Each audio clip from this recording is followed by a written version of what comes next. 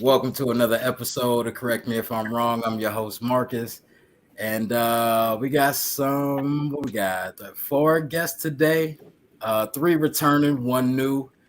I want to start. Well, yeah, that's what I'm going to do today. I'm going to start with the our new guest.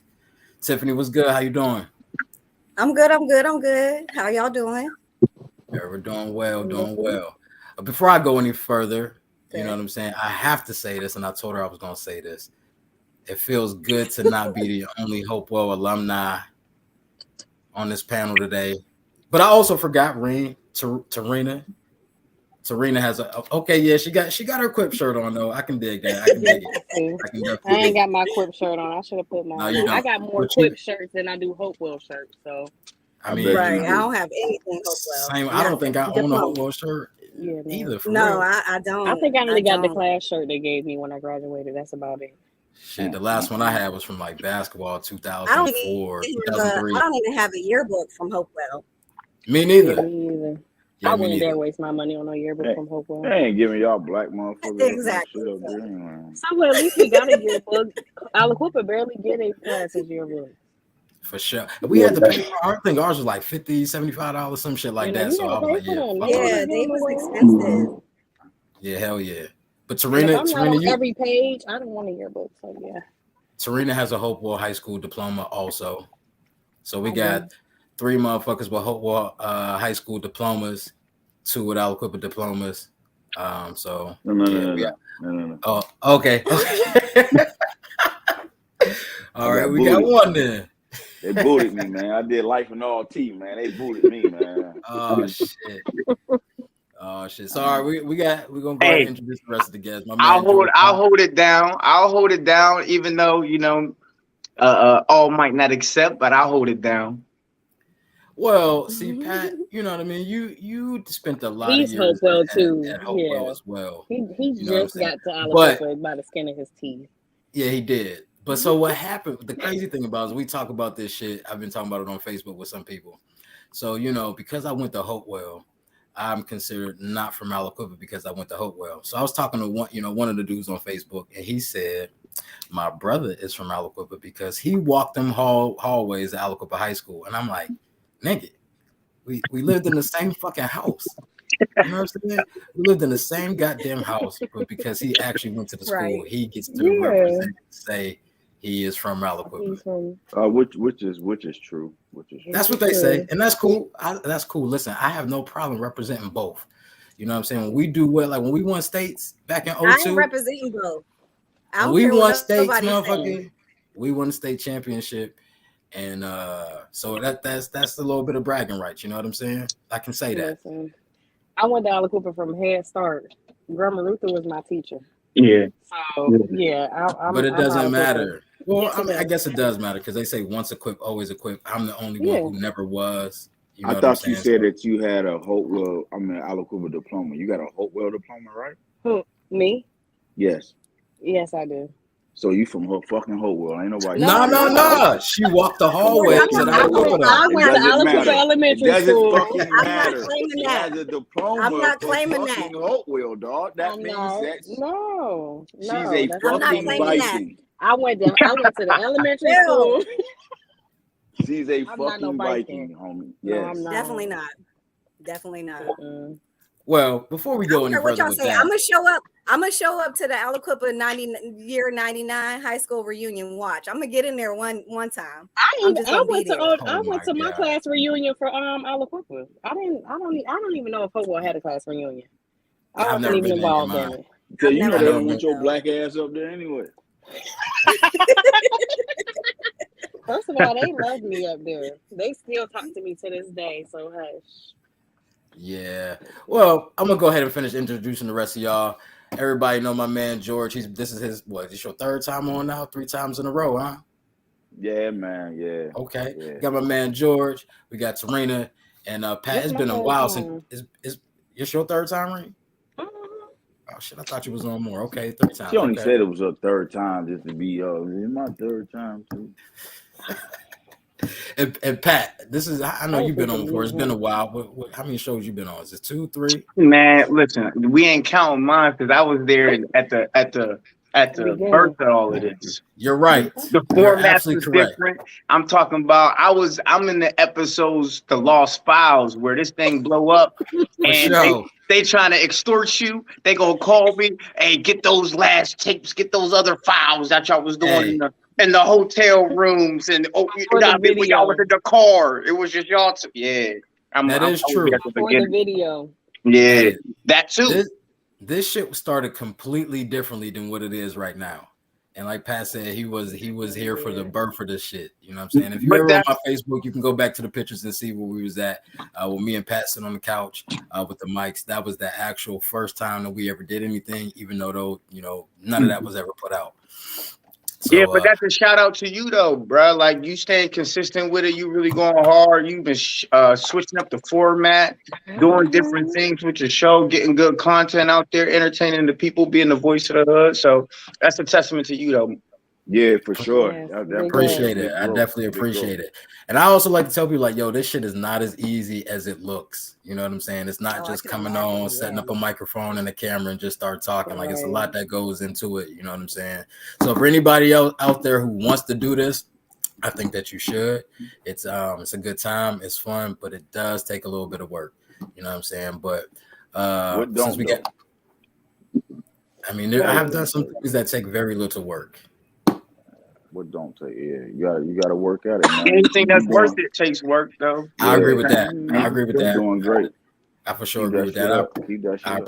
I definitely appreciate it. But we got our introductions in. It should be some other people hopping on soon. We'll see how that goes. Hopefully they can make it. If not, it is what it is. But I want to go ahead and before I go ahead and get into the first episode, what I would like to do is I would like to just share something real quick. And here we go. So what I want to do is I want to go ahead and let everybody know that we got some merchandise that you can go ahead and get. Correct me if I'm wrong, gear. You can get hoodies. Here's some hoodies right here. Red. We don't have black, I don't believe. Pat, no black, right? No black. Okay. So $35 for the hoodies. That was white. You can get the one with the actual color in it, white with the color logo, still $35. You know what I'm saying? The website for this is staycalmcoolcollected.com. Stay calm, link cool. In the bio. Yeah, I think I do have it on my. I used to have it pinned on my Facebook. If I don't, I'm gonna have to do that again. But yeah. Hey, is everything true to size? I believe so. Hold on. Yeah, there's a size chart. Here go the chart right here. All right. So yeah, you can get t-shirts, hoodies. T-shirts 25, hoodies 35. Got the different color t-shirts as well. So again, man, I appreciate if y'all can support. You know what I'm saying? I'd like to have y'all be walking billboards for the show. You know what I'm saying? Again, the website is staycalmcoolcollected.com, and you can get some, correct me if I'm wrong, merchandise from that site. Pat, you got some stuff on there still too, right? Yeah, there's a little bit on there for me too, man. I'll be putting together, working with a designer with some different kinds of articles, man. So check that whole site out, man. It might be something like it could be a gift for loved ones and everything on there. It's pretty dope. Yeah, y'all got babies. Y'all got. There we definitely stuff for infants on there too. I seen definitely stuff for infants on there and babies. Yeah, Pat, here go your stuff right here. True Search. Yep, that's right. Some stuff for the ladies right there. Fly activists. There you go. You know what I'm saying? Yeah. Blackness. Got some leggings on there, hoodies, some t-shirts. There should be stuff on there for the youth as well. Black Love created this. So you can put that on the baby, on the toddler, on the child. Black Love created this. Some stuff on there. Definitely check it out, man. For sure. Kate, my sister got some stuff on there too. You know what I mean? I don't know if Katie's still doing it for her. I know she has something. No, it's definitely still up there, man. It's definitely okay. Cool. She got a couple orders in, man. It'd be going through. So that's what's up. Shout out to my sister. Shout out to my brother, because Pat is the reason for that website, for all of our merchandise and all of that stuff being on there. So shout out to you, bro. Okay, Really family ties. Yeah, man, we're trying to do something, keep it in the family. You know what I mean? Yeah, that's dope. Bring some That's money in. how you supposed to do it. That's how you supposed to do it. Yeah. Appreciate it, y'all. So we're gonna go ahead and get into the first topic. We hear a lot about what men should do, and if a man is asking a woman out, that he should pay for everything. So how do y'all feel about going Dutch on the first date? All right. Go ahead, George. And if you simple nigga. What the fuck? Going Dutch? What do that mean, man? Like what? I mean, all right. So for those who don't know what going Dutch is, the one who have no diploma. Yes. Go ahead. Word, that's word. So for the people who don't know what going Dutch is both you're paying separately. You to ask somebody out or whatever the case is, you pay for, if y'all going to eat, George, you pay for your meal, she pays for her meal, and whatever else it is that y'all do for the night, y'all pay for y'all own shit. That's what going Dutch, man. That's what it means. So even though you shit.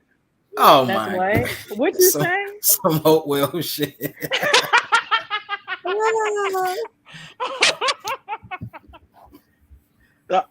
Go ahead. I used to hate them comments though, real rap. You know what I'm saying? When I came from Hopewell to Quip, you know what I mean? I had a little period when I had to prove myself a little bit. And every little thing I did that was a little different, because I already felt like I was a little different anyway. Anything I did or said was a little different. Hey man, get out of here with that Hopewell shit, man. I'm like that.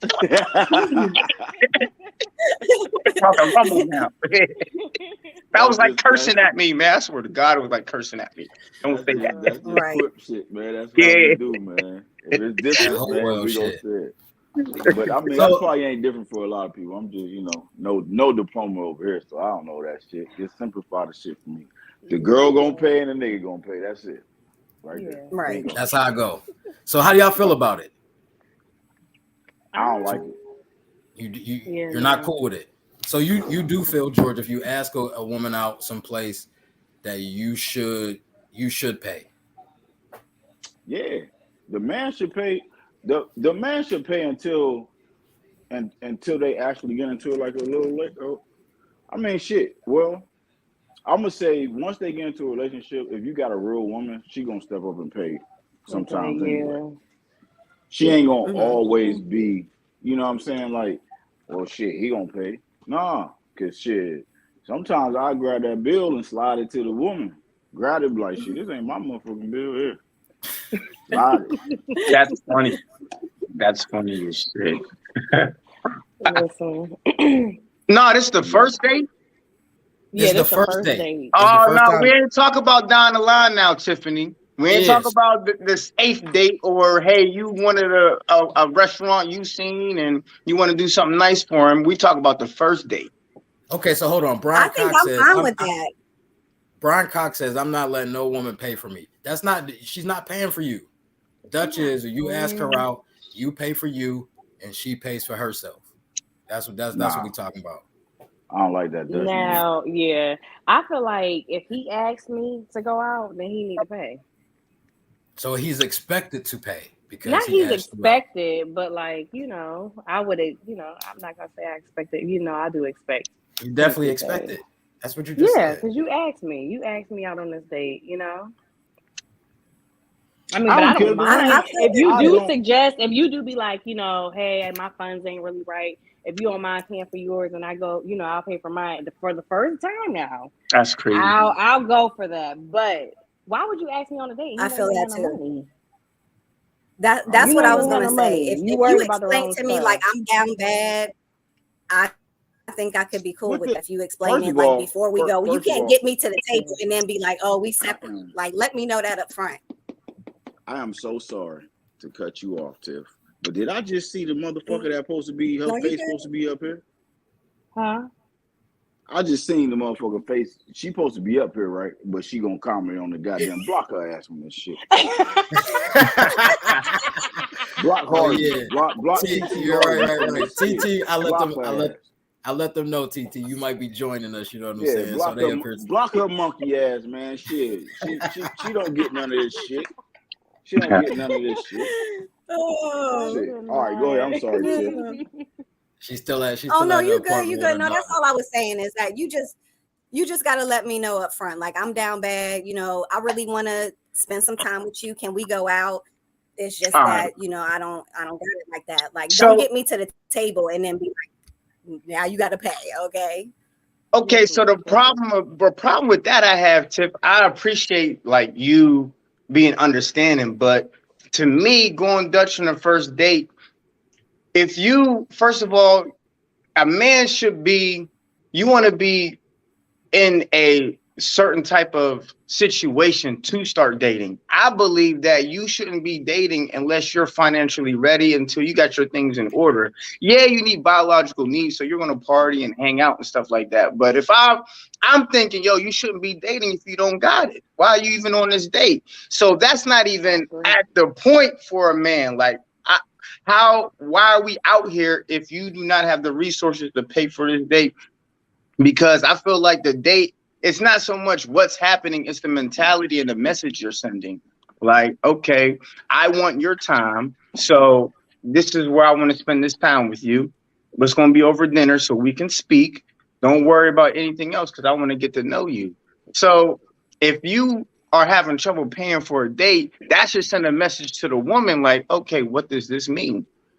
Now, as a woman, if he comes in flat out on some first date, like, listen, I don't got it, I want to spend time with you, and you're understanding of that, that's fantastic for you.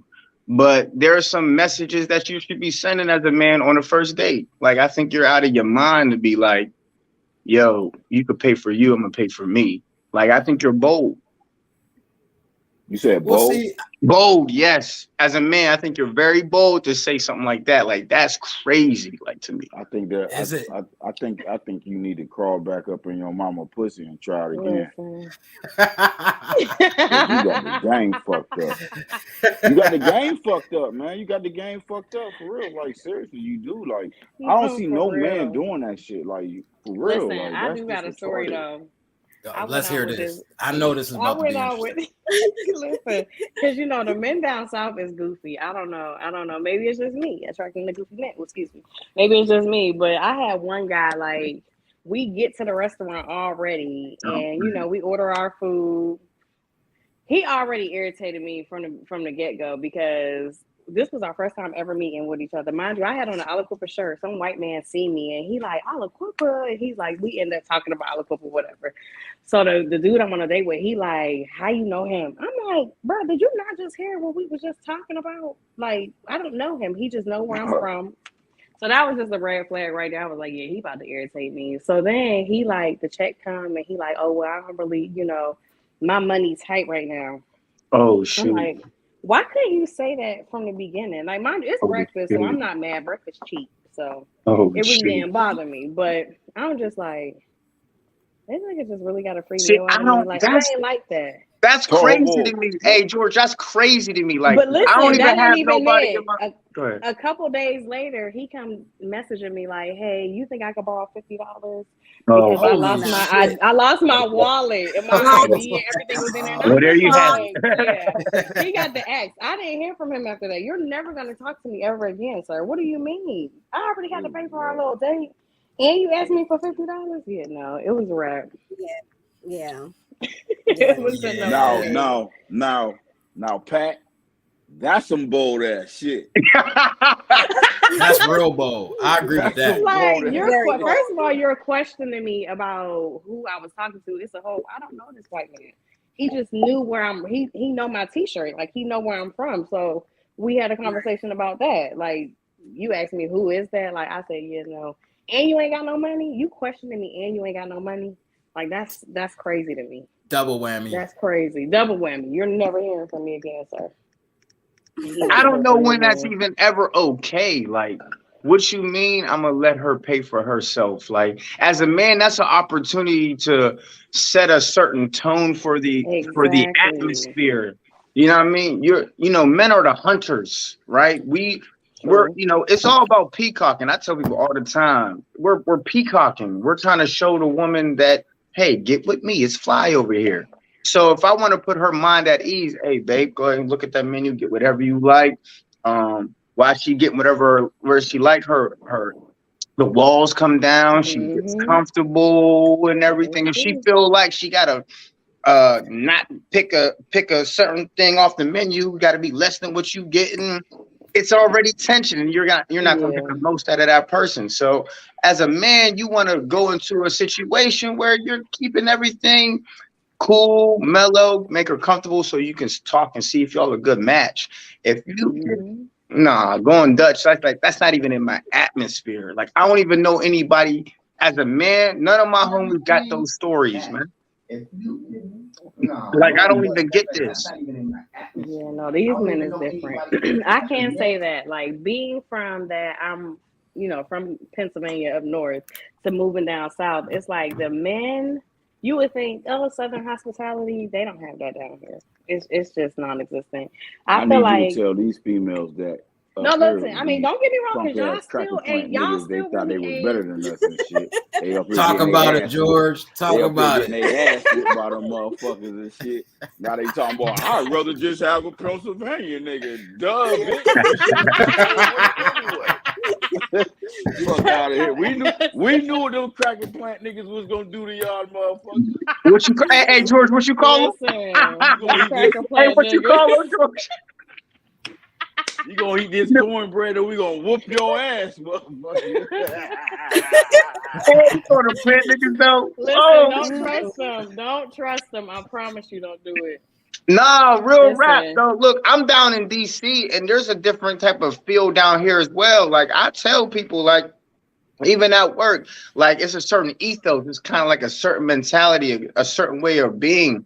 And from Western Pennsylvania, that steel mill, that hard work, go to work, make it happen. Yeah, you hate work every day, but you do it. You do it. Like, that's what's in us. Like, that's just what's in me. Like, what you mean calling off work? I don't know what calling off work is. Like, I'm going to work. Like, I'm going to work. I'm getting to it. Right.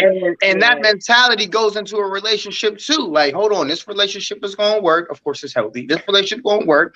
I'm going to make sure I get everything I need to make sure my woman is comfortable. And that thing plays out when it's done right. That certain type of ethos plays out very well, especially in the traditional kind of setup for a woman.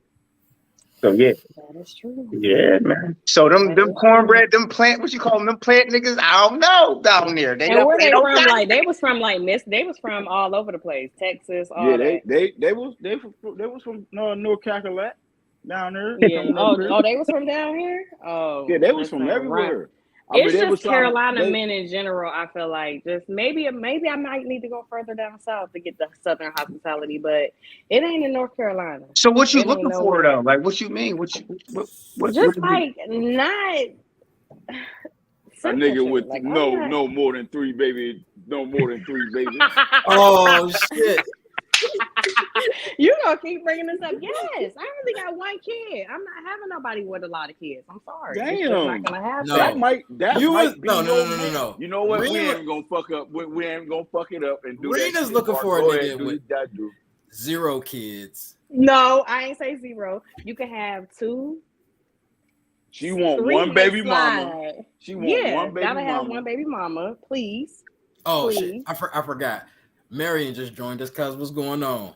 Hey y'all. Hey Marion. What's up, Marion? What's up? Hey. What's up? It's been a little while. As you can see, Marion, you see what we're talking about right now. What the topic right now is. Wait, I missed it though. Like, what the cracker plant man was doing? What happened? No. That's not the topic. hey, George calls Southern men plant niggas. That's all I know. That was one of your shit. The topic though is going Dutch on the first date. How do you feel about it? Hell no. If we go Dutch, it ain't a date. It ain't a date. No, that's my homie. No, right. So right. A date is that the definition of a date, that you don't pay? For a first date, yes. I do believe in treating my man. Yes. No, we're not talking about your man. We're talking about this dating. Is the first time you guys are not even dating. This is the first time I'm going out with this woman. That's not a date. Why not? No, it's not. It's not. So you don't say you talk to a woman online for a little while, whatever the case is, or that's an icebreaker. You exchange numbers, and you find like, hey, let's meet up. I'd like to take you out to such and such and such. That's not taking me out. That's a meetup. I hate these meetups.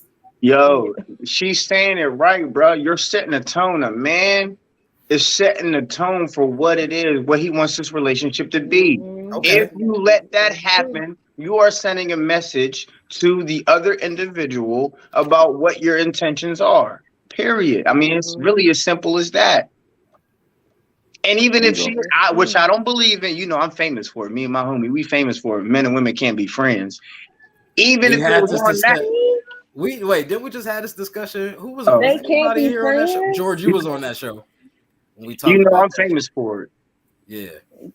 Hey, every Thanksgiving, hey, Tarina, every Thanksgiving, they be at me. My family, they be at me.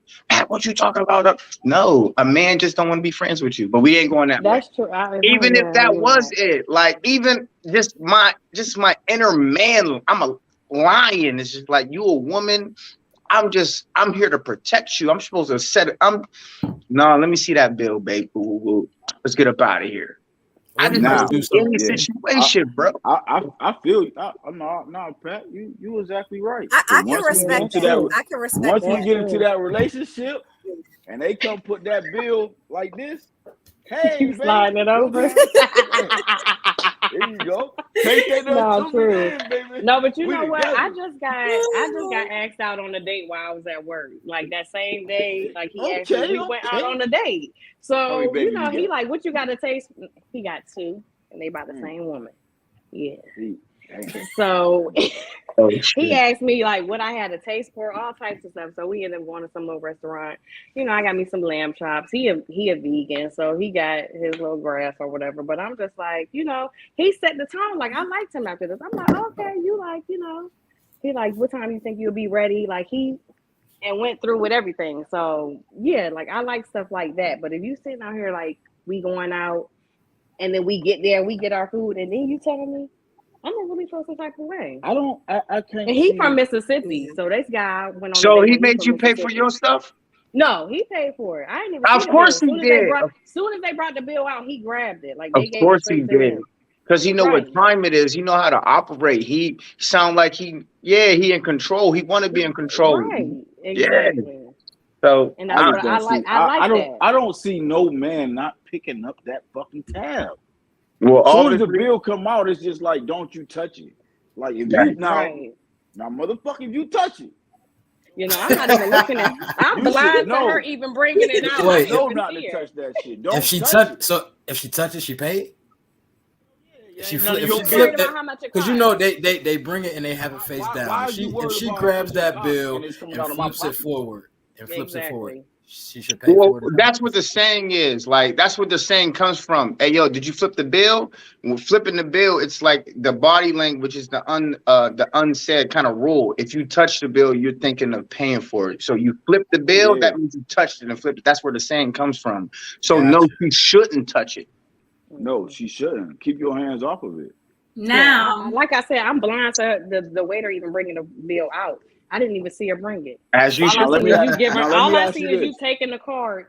Would y'all three women have a problem if you touch that bill and that man, your first date, smack your hand? You ain't allowed. You ain't supposed to touch that bill. I'm like, oh my bad. You right. Smack the hand. Hey, damn. You might like him more. I'll be like, oh. How would you feel? Would you feel like? Would y'all feel like, damn, like, you know what I'm saying? Like, what the fuck? Like, no, don't touch me. No, I'd be like, you're right. I was tripping. Yeah, you're right. I'm like, okay, George. Yeah. Okay, George. So, okay, you asked Shorty out on a date and she brings her friend. Hold on. Don't get into that right now. Oh, my bad. Damn. Hold on. Wait. Before we get, because we can stay on that. We got the two originals here, so they be back to back. They ready. I need Candy's ass on here for this. You know what? I don't know if it's gonna work. Oh well. No, I know what Candy be thinking, man. She a hardliner, man. She a hardliner. She thinks she got the game for real, and I get it. She thinks she got the game for real. They need me to teach them the game. I could teach them the game for real. I will say, I will go Dutch on a first date if I'm having a bad time and I'm trying to send a message that there ain't gonna be no second date.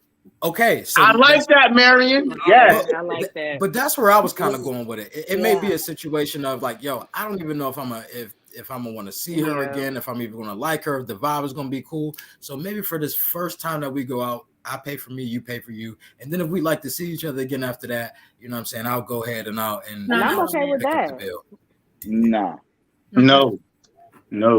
If I touch you want to pay for your own shit, shit again. If I'm paying for it, it's because I really don't like you for real, and I'm never gonna see you again. I'm never gonna see you again. Then, as a man, if you touch that damn bill for real, if you want to pay for your own shit, then go ahead and pay for your own shit. But fuck you. Yeah, I'm gone. No, and that's what I'm saying to you, though. That's what I'm. And I'm saying the same thing to you. Hey, message received. God damn it. Message received. So do you feel less than if she pays I think for that it? I tend to. You gotta feel less than a man of a fucking woman, other than your woman. Your woman, yeah. You know what I'm saying? If you just going on the first date and she just up and pay for that shit, I mean, I don't know what nigga gonna do. Well, I want you to feel a type of way. Nah, message received. Now, I haven't personally went through nothing like that, but you're exactly right, Marion. Like, if Shorty did that, though, I'll pay for mine. Oh, I'm not seeing her again. It wasn't love at first sight. It was mutual. It's a mutual feeling. And that's okay. okay. Tiff, did you say your piece on this already? Yeah, I kind of did, but I'm so mixed with this because it just depends on the situation. And I tend to be like super understanding. So if somebody came to me and was really like, I'm down bad, but I would like to kick it with you sometime, you know what I mean? But I just don't got it like that. It depends on the situation. Yeah, but I feel like I would be okay with paying on the first day. He explained it, but don't get me to the date and then all of a sudden everything then changed and I'm just thrown off. That's blindsided and that's totally different.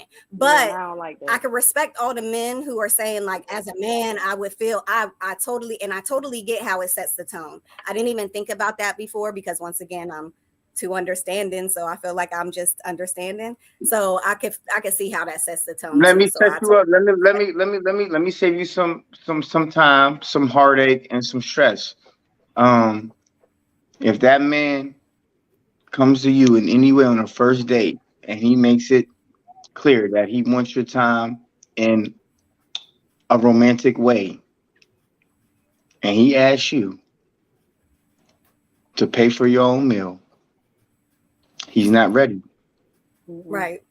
I'm not even going to try to be funny. Like, he's not ready and he doesn't know he's not ready and he doesn't know to get himself ready to have a woman under his purview. At the end of the day, as a man, I remember, quick story. I was in school. I was taking this class, and the professor just started saying to the class about what it means to get with a woman. And he told the story like, yeah, I had to tell my mother, like, I think I'm ready to get married. And he said that his mom told him, do you have a certain number in the bank? I think he was Arabic. I forgot what country he's from. He's like, do you have a certain number in the bank? And he's like, no, I just got this good job, but no, call me back when you have a certain number in the bank. And that's where we get it jacked up. You should not be dating as a man if you're not ready to date, if you don't have the resources. Nowadays, that means if you're not making enough money, if you don't have the money in the bank to sustain a certain lifestyle for your woman. So and that comes out, it doesn't tell the whole story, but if that man can't pay for dinner, you got to go the other way. And I'm not telling you nothing that I wouldn't tell my sister, the women in my family, nieces. She's just not ready. Good guy, though. Good guy, just not ready. Good heart, too. Right. George, he got a good heart. He might like you like, well, he's not ready. Sorry. Well, like, I just saw a comment on there that said we can go for a free ass walk. And listen, do you know how you could really get okay, so you know where the convention center is at. Walking down to the point. that parking lot we would always park at by the convention center downtown. Listen, yeah. I'm the king. I'm the king of the cheap date. That's what I'm saying. Listen. I call it the inexpensive date because cheap date means something else. The inexpensive date. And when I was in Pittsburgh, come on, man. Now, DC, I really had to get it. Come on now. DC, you take everything from you. You walk outside, it's $200. I'm like, dang, I just walked outside. Not $200. On a nice day, spring day, summer day, whatever the case is, evening, all of that good shit. You know what I mean? You could take you a nice walk down to the point. You know what I'm saying? If you got your, you got something to drink. If you smoke on something, you can smoke on your walk, and that could turn into a good 2.5 hour. You know what I'm saying? Let me tell y'all something. Y'all, I'm about to give y'all a game right here. This is what y'all do, okay? All right. Anybody in the Pittsburgh tri-state area, Pittsburgh area, this is what you do. You like a lady and you on a budget. This is what you're going to do. You pick her up. You pick her up. You go to the point. The weather's right. It's summertime. Pick her up, you ride to the point. It's a 15, 20 minute, maybe a little longer drive. It's Pittsburgh, the Pittsburgh area. Make sure the music is right. Know exactly what you're going to play. You're setting the atmosphere for the entire time. Knowing what music you're going to play costs $0. All right, so you're driving, you got a couple tunes, play 2 songs, stop, have your conversation ready. Boo, boo, boo. All right, you park at the point. Y'all, you said some of us are smokers, some of us are drinkers. If you're drinking, get a little liquor in a water bottle, put a little wine, and start walking the point. Start at the top, walk on the Ohio River, go to the point, sit at the fountain. Just talk, have your conversation ready, have your talking points ready. Boom, do that. Once you're there, if you have get like a frisbee or something. It's the middle of the day. Throw a little frisbee here and there. They're not trying to sweat, Pat. They're not trying to sweat. You don't gotta sweat to throw a frisbee. Yeah, please. You're not sweating to throw a frisbee because she can't throw it. Listen what I'm saying. She can't throw it, but you do. So now you behind her teaching her how to throw a frisbee. Oh, shit. Hold that wrist like this, babe. Hold that wrist. Ooh. You gotta touch her hip too. Hold it like this, babe. Something. Listen. Hey, she laughing. Oh my God, I can't do it. Oh, that was a good one. Ooh. See, she's smiling, having a good time. Okay, go get some ice cream or go get a little boo and get up out of there. I was gonna say, did you pack a snack? Or something. No snack. When am I going to eat? Because now we're going to the Overlook. I have the munchies. Yeah, that's what now we're going to the Overlook. Yeah, exactly. By this time now you're on your way to Mount Washington. Now you're going to the Overlook. Damn, man, this look good. I ain't never been up here before. I've been up here. A bunch of pictures of her. No, I've been up here before, but it never looked this good. I think it's because I'm with you. It never looked this good. And for those who didn't know, there is a nice ice cream shop up there at the top of Mount Washington too. Good it depends what Overlook you go to. You don't got to go to Mount Washington. You go to the West End. Well, no, that's the one that I like to go to because go to the West End Overlook. Go to the West End Overlook. And sit up there and watch a little point, right?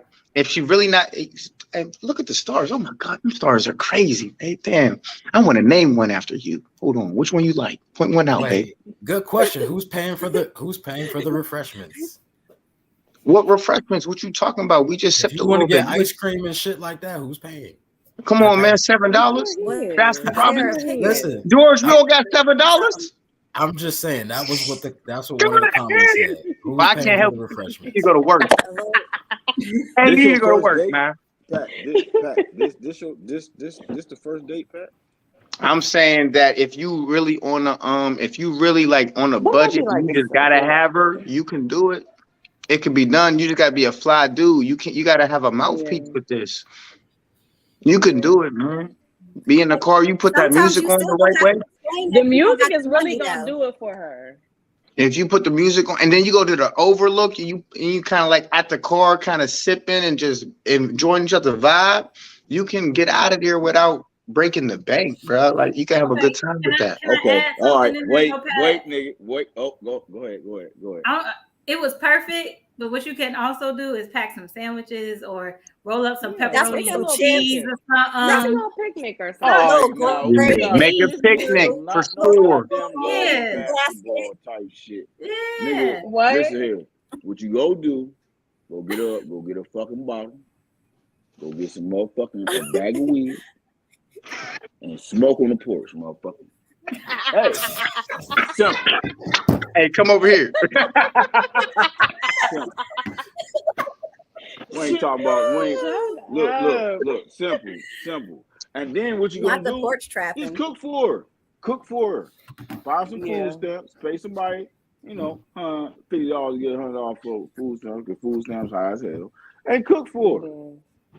Not for the first date though. Not for the first date though. Not for the first date. That might be iffy. If you don't want to go with did you not hear about the one girl? Hold on. We got to do it one at a time because it just sounds crazy. The girl that went on a date with a guy, their first date, he didn't have no money, so he wanted to cook dinner for them. He ended up feeding her human flesh. Like, no, I got to get to know you a little bit for you to cook. That's mad extreme. That sounds like a Netflix horror film that's all the way at the bottom of the queue. Get out of here, man. We ain't talking about that type of stuff, man. Listen. Yeah, what you talking about, man? It happens. Man, you talking about some Amazon Prime special. Get out of here. Ultimate worst case scenario. Yeah, we ain't talking about that, man. Where you even meet that dude from, bro? We talking about a regular guy. People be on dating apps and stuff, It's y'all on them Tinders and hands. No, but you're right. Get a little picnic popping. You ain't creative enough. You right? I'm with that. We can even make a sandwich. We can make the sandwiches together. Hey, Tiff. So this is what I'm gonna do. I'm gonna get a DiGiorno from my mama crib. I'm gonna heat it up and I'm gonna put it in cellophane, like some plastic wrap, and some chips, some wrap snacks, and I'm gonna put it in a little basket. And you're going to bring a blanket and we're going to the point. How about that? I'd rather a sandwich than because how long pass on the Ziploc pizza. Yeah. Not a Ziploc bag. You said rather a Ziploc bag. I can't put it in plastic wrap. No, it's only sandwich. Make it some more ham and turkey. The DiGiorno from yesterday, though. Make a sandwich. Or cut up some cold packing. Yeah. You can't please them. You can't please them. This is what you gotta do, Pat. This is what you gotta do. See, that's the problem, Pat. When a nigga like you, these damn women try to control good men.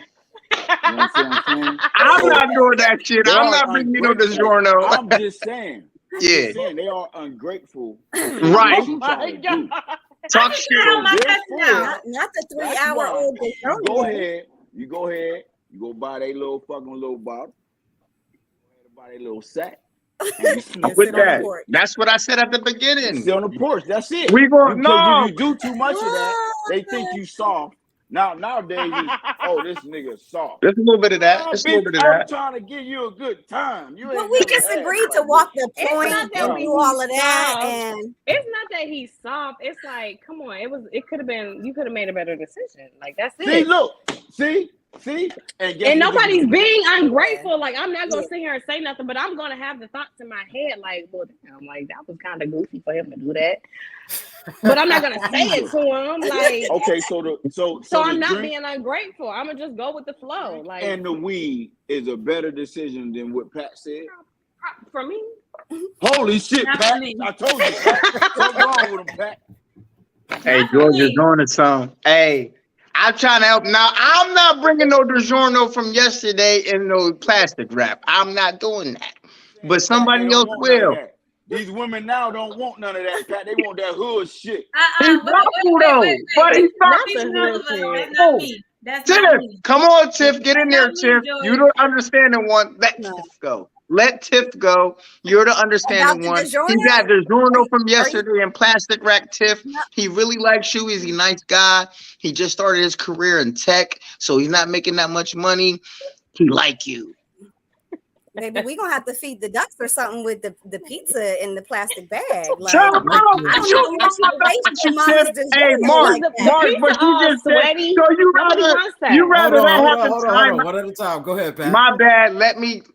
Go ahead, my bad, Tiff. But Tiff, you just said you rather go Dutch. You rather pay for your own stuff to take you to a place that he can't afford than be thoughtful. I'm gonna eat that food. It's gonna be nice and hot, cake fresh. I'm gonna eat So that. George, See, I'm a foodie. they so just told us it's more about the meal. Yeah. They getting free meals out of us. I'm thoughtful than a motherfucker trying to take you out. Okay, so listen. This is. Go ahead, Miriam. Go ahead. I want to say that every women are not a monolith.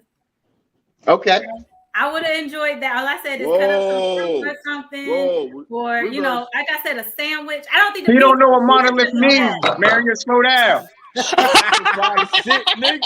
You gotta simplify the shit. I got you, baby. Hey, I got you. Say that a different way, Marion. Hey, bro, I got you, baby. All women don't think the same. All women can't think the same. All women don't want that hood stuff. All women don't think the same. I would enjoy it. Huh? Monolith. Okay, all right. Yeah, I would have enjoyed what Pat did. I just said you gotta feed me, you know. But you cut up some mango, some pineapple, some strawberries. I would have been great. Simple you know, like that would have been fine. Yes. That's the only little caveat. Pepperoni. It's simple stuff. Like cheese and pepper, like little cheese board or something. Tiff, you good with that? Tiff, you good with that? Yeah, because that pizza life expectancy is like 15 minutes after it comes out. So it is okay to be doing that. Okay, all right. But he put it on the plate though. My bad. Go ahead, John. So no, my next question is right. All right. So we're expected to pay for whatever it is that we're going to do if we're asking you to go out. Correct? We're all in agreement. Yeah. All right. Should men have any expectations?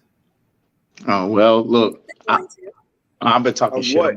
Go ahead. The first date? Yeah. Should we have expectations? Nah. No. No. Anybody else? No. Men should have no expectations. No. But they need to show up and look good. Okay. I don't believe that. No, I'm not. It's my opinion. It's not a fact, of course. However, I don't believe that you find your wife on the first date that you know. I mean, like, all right, so a one night stand or something like, all right, I take you on a date, I knock it off. Now we ain't talk for maybe 24 hours. I take you on a date, knock it off. Man, shit. Next. I just don't believe. I don't think that she white. So if you got the butt that same night and y'all just started dating, you're not gonna talk to her no more? Oh, I'm gonna keep talking to her, but she's not about to be my girl. Oh, she's not wifey. Okay, she might not want to be a wife anyway. So I know she wants to see. That's the problem with y'all wife. fucking women right there. Y'all want the same thing we want, but more. Y'all want to be us so bad. Nobody wants to be us so bad. But I'm just saying, you meet women that's like that. You meet women that is on the same page as you. It's women that just strictly. Women want to be a man so fucking bad that. Okay, I can't say what I want to say. Marcus say it. No. But no. Marcus said he can't say it, so he can't say that. But women want to be men so bad, man. It don't make no sense. Nobody wants to be a man. Nobody wants to be a man. Nobody wants to be masculine. Like, we want to be feminine, but can we? No. A lot of times listen, I remember back in the day, we used to have to chase y'all. Now y'all chase us. Yeah. I'm talking y'all go after us. Y'all come straight. Yo, what up? I will you say, playing around, that ain't what's me. Up? Clearly, that's not yeah, that ain't me. That ain't Miss Harvey in the middle. But there are women out there that do be chasing men. He ain't wrong. As soon as I feel like my arms. What is wrong with that? I'm First off, hold on. What exactly is chasing? Because I don't feel like there's anything. I don't feel like there's anything wrong with a woman showing interest in a man. You know what I'm saying? I don't feel like that. There's not showing interest in chasing. But a lot of women will say, "I'm not going to let you know I'm interested in you. I'd rather you come to me first. Any nigga will fuck me. So why would I show that I'm interested in you? Just so you can be like, oh yeah, I know I'm gonna fuck her. But again, I don't understand what's wrong with it. What the problem is. If it's mutual, it's nothing wrong with it. Why does it have to be mutual? You might notice him. I feel like I'm doing too much. Like, after a while, I will feel like, okay, like I feel like I'm doing a lot. He's not doing enough. I'm gonna move on because I'm not. No. You better catch his 3-second look, and that's it. See, that's that bullshit. That's that bullshit. What? Just like staring at a nigga and that's me shooting my shot. The fuck? I mean, but truth be told, niggas be down eye contact. This man think we in a relationship because we made eye contact. Like, sir, that's not what it was. He said he told me I could tell you wanted me. He said I could tell you wanted me by your eyes, with your eyes. Like, sir, so hold on. I want to read this to y'all real quick. It says women expect men to take them out on dates and pay, but don't expect us to want sex. I'm saying stop going on dates with men if you're not ready or don't intend on having sex. I know the free meal and the feeling and looking good is fun, but no man likes to be misled. We all want to be fucked on. Stop playing. All right, so this is what I feel about that. I think that's not true. That's not the case. I think that's way out of bounds. But I do feel like that is something that women need to be aware of. Yeah. Now we're gonna tell our boys, our men, hey, you shouldn't be like that. You shouldn't expect to go on a first date. It may not go right. You can go on a first date. You can be exploited. Go on a first date, and you can, they can run the bill up. If that happens, that's just not the one for you. She might not want to have sex with you or want to be with you. Hey, you win some, you lose some. But that is something that women need to understand. If you go to a restaurant and you get the most expensive thing, there's going to be a different pressure that comes to you, whether right or wrong. I don't care if it's right or wrong. I know that's, that's a little bit of the conversation, but it's not even about right or wrong. It's about what the energy that it puts out, the tone that it sends. I feel like at the end of the day, if it's a mutual, if y'all both feeling each other and it's like a good vibe, good energy, like throughout the whole night, we're grown at the end of the day. No, Tarina, I'm with you. No, Tarina, I'm with you. If a woman have sex on the first day, you just met and you had a vibe and y'all lay it down, you a woman that know what she want. Right. And I'm like, I'm a woman that don't like to waste my time because I don't want to find out later on that it's something that I don't want. Well, which is it?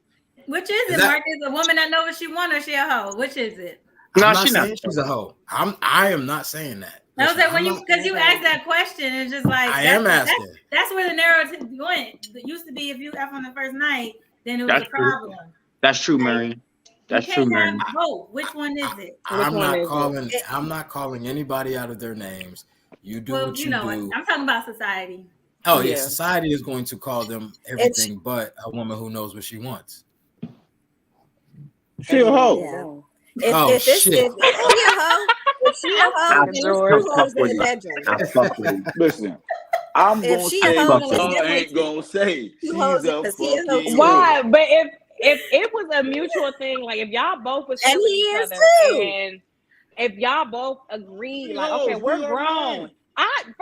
First of all, truth be told, I'd rather find out what you like in bed that first go around, because now I know if I really, really, really want to deal with you. So it just takes them. I mean, it just depends. It just depends on the situation. Half these niggas is out. You know what? No, I'm gonna leave it alone. Niggas, talk that shit, George. You can't do that, man. You gotta go ahead and say what you got to say. Listen, man. Cause man, I be getting in trouble, man. My girl be snapping because I be on this shit talking shit. But fuck it, you know what? Half these niggas be fucking cheating any goddamn way, for real, for real. These niggas be on the motherfucking honey. Cheating No, listen. I'm not talking about that. See, pay attention. Oh, now you don't want to talk about it. Listen to the narrative. Okay, go ahead. Anyway, Miss T, just listen. Go ahead. I'm listening. All ears. When you talking about that first date shit, you know what I'm saying? All that. Y'all, you might can get a man that can be on the first date, but that nigga might be on some shit that can rock your world for about 5 or 6 hours, man. The niggas be out here cheating. They be using shit. You know what I'm saying? You gotta get some nigga that's just on a flare plan. Square. And he might not give you what you want, but he might be the guy for you. So if he ain't giving you what you want in bed, but he's the perfect, perfect man or whatever. So just because he's not fucking you good, we might can work with it. No, we can. I mean, we might. If I like you like that, like if it's like, oh yeah, we can see what we can do with this. Then yeah, but Wait, how do you get to the point where it's like, yeah, I like him like this, but then because y'all be doing y'all Copperfields and all of that kind of stuff, and y'all be like, I don't know if I can deal with this. But you don't know him. So when do you even get to the point where you're like, yo, I really like him? You just met him when? I'm sorry. I'm sorry. Go ahead, Marcus. I was no. I was just saying when she was saying, if I really, really like you, we can make something work. But it's like, what's that mean? We just gonna have to try some different stuff. Like we can just gonna have to do something so where we are both being, equally pleased. But you're not. I'll work with you. I mean, if I like you, I'll work with you. But if I don't like you, then I'm just. She's talking about like the actual sex. Like, yes. Yeah. Oh, all right. So hold on. So Wait. That shit. How do you know you like the nigga if you just met That's him? what I'm asking. That's where I was at. Okay. How do you know you like him? I mean, on the first date, how do you know you like him? So the first date, I feel like we've had conversations leading up to the first date. We've had conversations. Our conversations, I've already known in my mind, like, I feel like I might, just off that. Like a lot of women, me personally, I know, like off the conversation, I'm like, oh yeah, I like him. I've even met a guy that I was like, if it came down to it, I get him. Like I put that in the back of my mind, but it's like I still go with the flow of everything. But we already know who we want to give it to. So it is true that it doesn't take very long for a woman to be around a man that she already knows. Yes, she already knows. I'm going to give him some pussy. No, especially if I feel like my guard is being let down. Clubs, I'm gonna knock that nigga off. Good. Absolutely. Absolutely. Going down looking at the friend. Oh, okay, yeah. See? I know, man. Hey, bro, I know. Hey, I know. You can't trust them motherfuckers. That's not. Y'all do the same thing. Y'all. Okay. Time out. Yeah. Let me hop in. And I know. Y'all? No, but let me hop in right here. I know Tiff is ready to go. Go ahead, Pat. Who? Me? Yeah, Pat. Go ahead. All right, so I know Tiff ready to go in. I see you over there, Tiff, because you got that conservative, nice. I like that. I need that conservative woman perspective in here because Tarina's coming all liberal. Get that pussy up. Tarina's like, get that pussy up. Tiff, I need you to come in with that. You should be the chastity belt, and he needs to meet my. Come on, Tiff, with your voice. No, I need to know if you need to meet my. No, but this is what I'm gonna say. You gonna tell my mama on me? That's what I'm thinking about. But no, you know what I'm still stuck on is the man not a hoe. That's what I'm still stuck on. All right, so that's what I want to say. Let me get in here. Let me hop in there. I'm about to tell you something. I'm about to tell you something. So, Mark, I know we got other topics on the deck, and there's some hard truths to this and that we don't want to accept. And I've gone through a lot in unlearning and relearning. At the end of the day, I was just talking to somebody. At the end of the day, women do want sex as much as men, but the nature of their sexuality is different. So we cannot do the same things. I'm sorry. And so that means, and that plays out and manifests differently within relationships. So a man having sex with multiple partners is different in its essence than a woman being promiscuous. And that is whether you like it or not, it's sad or happy, or it's liberal or it's conservative. That is the case. A man can't do the same thing a woman does. A woman can't do the same thing a man does. So yes, a woman, that is if you want to call it a burden or not, that is a burden that they must carry because of the society that has been built since before the biblical times. You can being promiscuous, you're having it's a certain, you're going to have a certain type of pressure on you in a society that is different from a man. Whether it's right or wrong, it doesn't matter. But at its biology and psychology, the nature of sexuality for a woman is different, and therefore they need to act in their sexuality different. So is a man a hoe? Whatever definition you want, but it's still different. I'm not going to disagree. I get what you're saying, but I strongly disagree. Right. Tell me where. Tell me where. Tell me where. Hold on. We're gonna save that for another time. because we're completely off. You know what I'm saying? And we are damn near an hour into it already. But what? I'm sorry, y'all. I'm really sorry, but I know y'all ain't trying to be up all night and all of that shit. You know? I mean, even this Friday, Serena, you the only motherfucker that got to work tomorrow. So I gotta work. I gotta work too, but it don't matter. Oh, okay. So what I wanted to do though is I wanted to go back a little bit though when we were talking about the friends thing, and then we'll go ahead and move on to the next topic. But when Pat had brought up when he said, "What if she has her friends with her?" So I had a conversation with, and I wish she was here, but she's not here. My host, my co-host Candoria Lier. But so it's like if you go to a bar, club, whatever the case is, and you see a woman that you're interested in, or you feel like it looks nice, or whatever the case is, and you want to send her a drink, and she's with her friend, it is mandatory for you to pay for her drink or for her friend to have a drink as well. Yes. Yeah, that's mandatory. I mean, not mandatory, but I would feel like it's mandatory. Right. It's mandatory. Yeah, it's listen. Let me tell you, it's mandatory to men up north because I've been out with girls down here, and they'll only want to try to buy me a drink, and I'm like, because I'm looking out for my girls, but you're not gonna buy us all a drink. I don't get that when I come up there. A lot of niggas up here gonna say hell no too.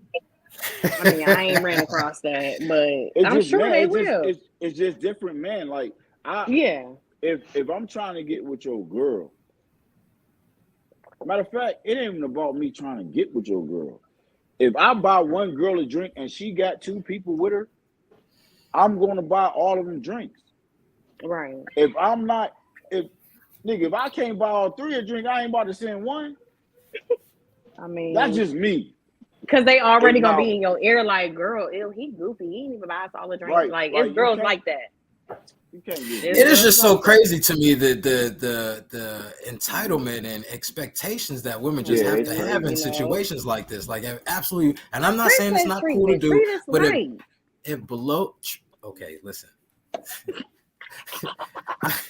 It's like, yo, who said that? Tiff said that? No. Oh, Tarita, you said that from pain right there. Hold on. No, because that came from Mary, you gotta help her. You're gonna have a session after this. Hey, Tarita, that came from somewhere. Listen, no, because that came from somewhere like it was a month and a half ago. I know what I want. I know what I want. So if you're not serving me on what I want, guess what? I'm moving on. You said that like you mad at us. I'm not mad at you. I'm just saying. Hey, Tarita, what about you and your girls' drinks? We would have did it. I'm sure, okay. That's why I say. That's why I say Carolina men are different. Like I'm not even gonna sit here and say up north men are the best men, but they definitely, they gonna take care of you. Can I hop in? Can I hop in, Mark? But they will take care of you. I will say that. And take these men down here, they don't want to do that. They don't want to do that down here. All right, so this is what I feel like. At the end of the day, there's a component of social economics in this, right? And for me, the framework I put it in is, why is all of these unsaid rules even in place? These expectations even in place? It's to vet the mate. It's to vet the individual. And I bring it up, Apocalypto. It was a popular movie back in like 05, 06, where this man's man That's back in... Right. It's a man. You probably felt great with him. You want a man like that. Okay. But that was before vehicles. That's before all this technology. So a man shows his worth and his value as a mate differently now. How do you show it? Hey, the car I drive. I'm trying to show you that I have resources and I can keep you safe. It's not so much that I got to be physically strong. I can be a nerd in tech and provide the resources for you and make you psychologically and instinctually feel good to the point where you're attracted to me. But back in Apocalypto days, you wouldn't have looked my way because I can't beat a motherfucker up if he came into the hut.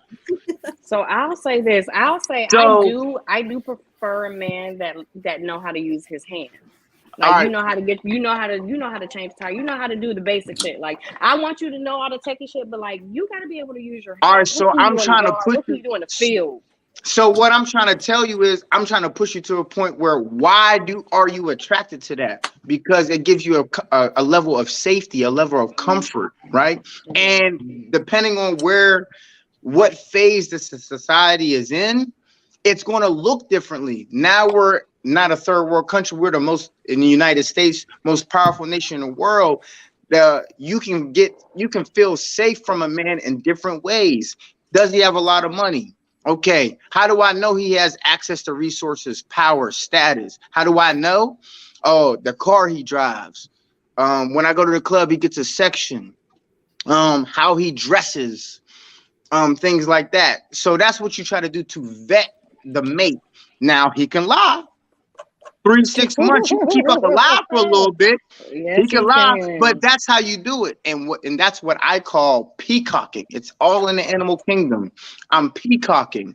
So putting up now let's break it down, Tina. Stay with me. Let's break it down.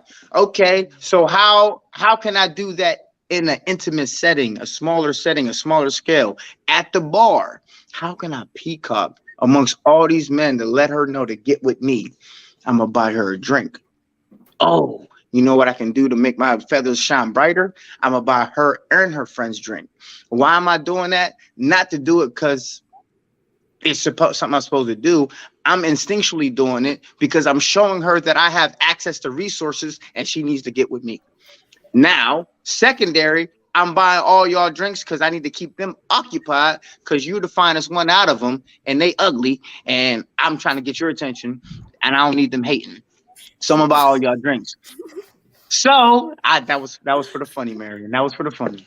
So I'm buying all y'all drinks not because that's something I should do out of tradition. It's because I'm peacocking and there's an instinctual thing in me to try to get you to let you know that, yo, you need to get with me, Tarina. Hold on. You see, I just bought all these drinks. You know what you just ordered?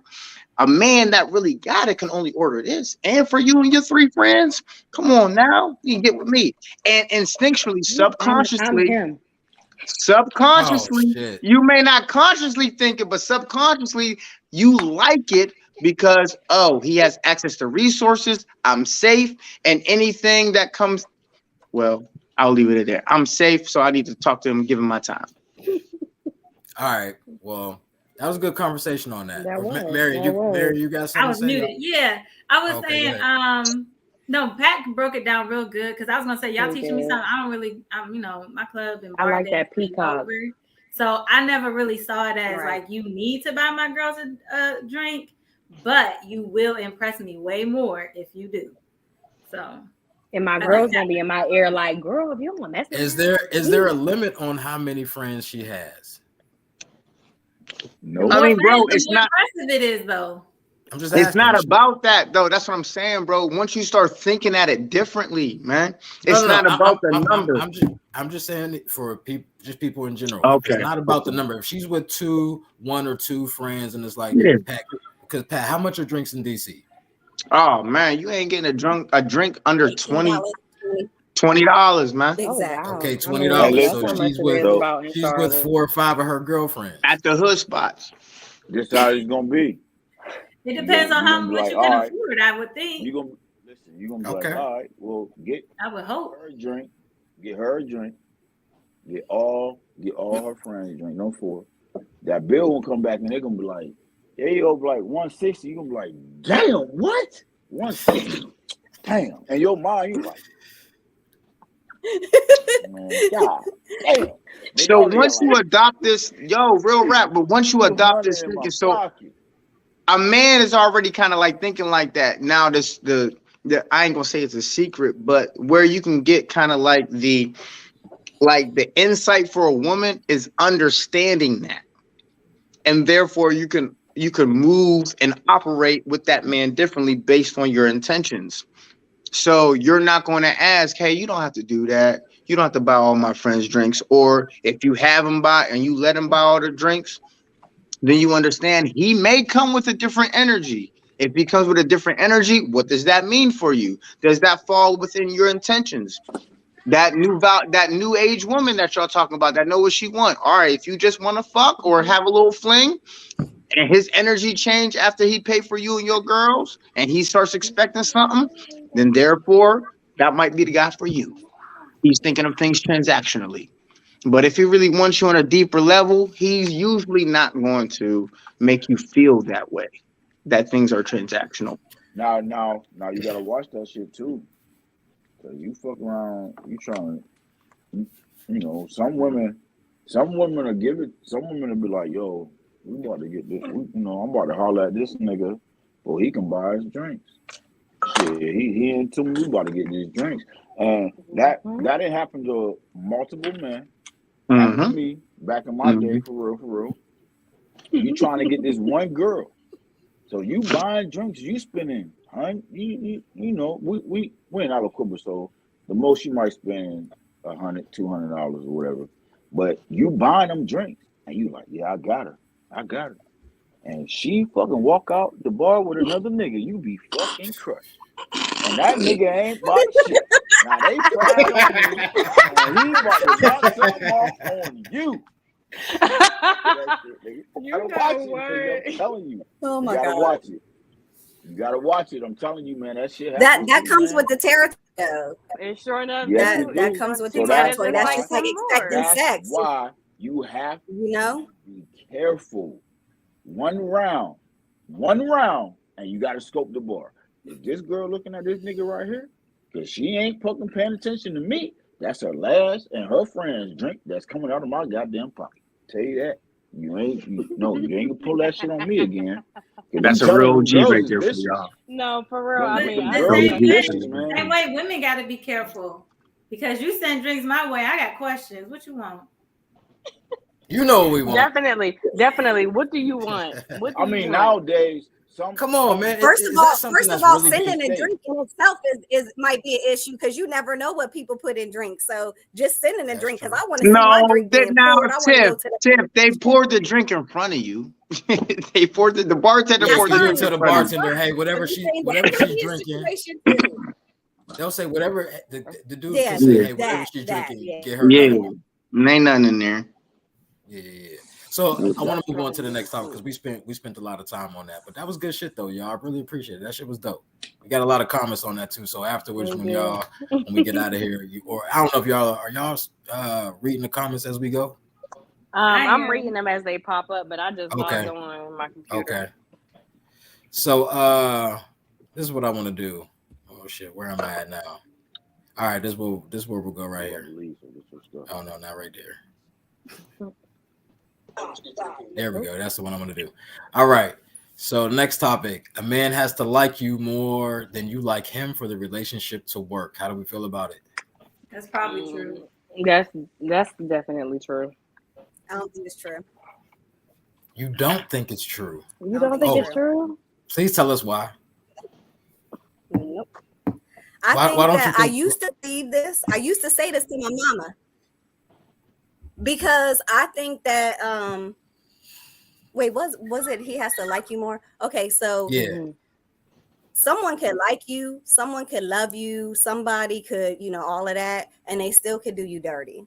So it don't matter if he like you more or whatever, because you could not like him that much, you know what I mean?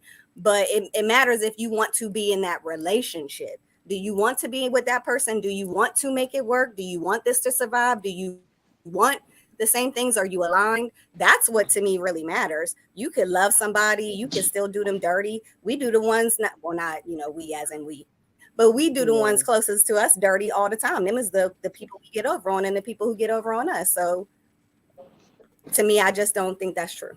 All right, I can dig that. We just got my man Poke in the building. What's going on, Poke? What up? What's up? What's good? What's going on? I know you probably would have had a field day with our last topic, but you just I was started listening. Oh, okay. So you see the topic that we're on right now. Man has to like you. Oh man, my timing is impeccable. That's where we at right now. So Tiff says she does not believe this. How you feel about it, Cole? That's definitely true. Yeah, that was quick. All right.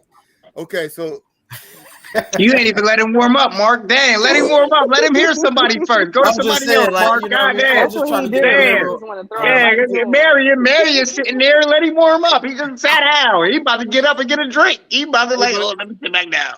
Hey, I think I know why he doing that though, man, because he know I'll be ready to cook. You feel me? All right, listen. So I'm gonna let him warm up. I'm gonna go ahead and say what the fuck I want to say, bro. Okay, George. He go ahead and warm up. Stop your shit, Miss T. Stop your shit. I think it's a difference between liking somebody and loving somebody and being in love with somebody. It's a difference. Speak to us. You know what I'm saying? Like being in love with somebody is totally different than liking and loving, of course. Now if a man isn't totally in love with you, the relationship definitely will work.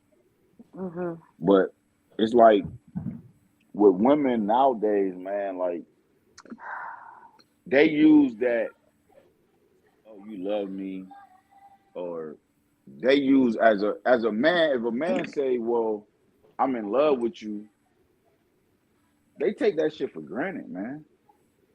To me, like a lot of women, like a man would like man, that's kind of hard, man. Like it's a difficult situation, man. Because I just truly believe like it has to be equal.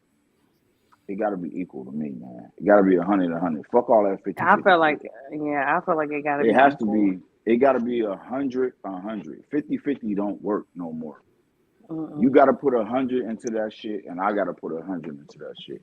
If I like you as a man and you in love with me as a woman, it's not gonna work.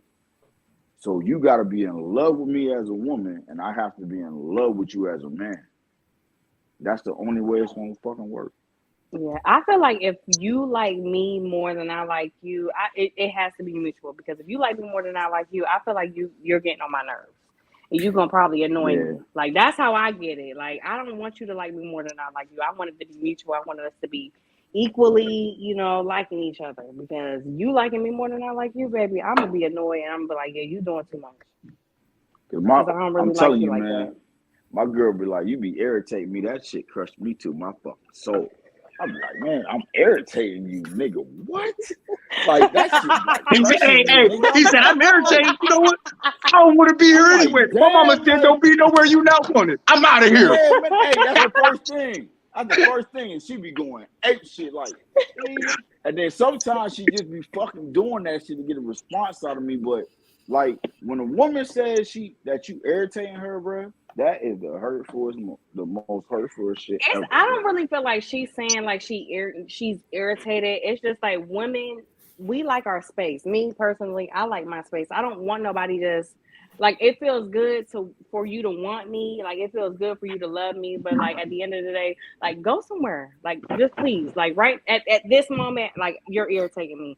But you don't irritate me in general, but you just irritate me at this moment. Just leave. I need my space. Now, say that to your girl, George, and see how that play out. Tell bitch, I'm sorry. Motherfucker, you're irritating me.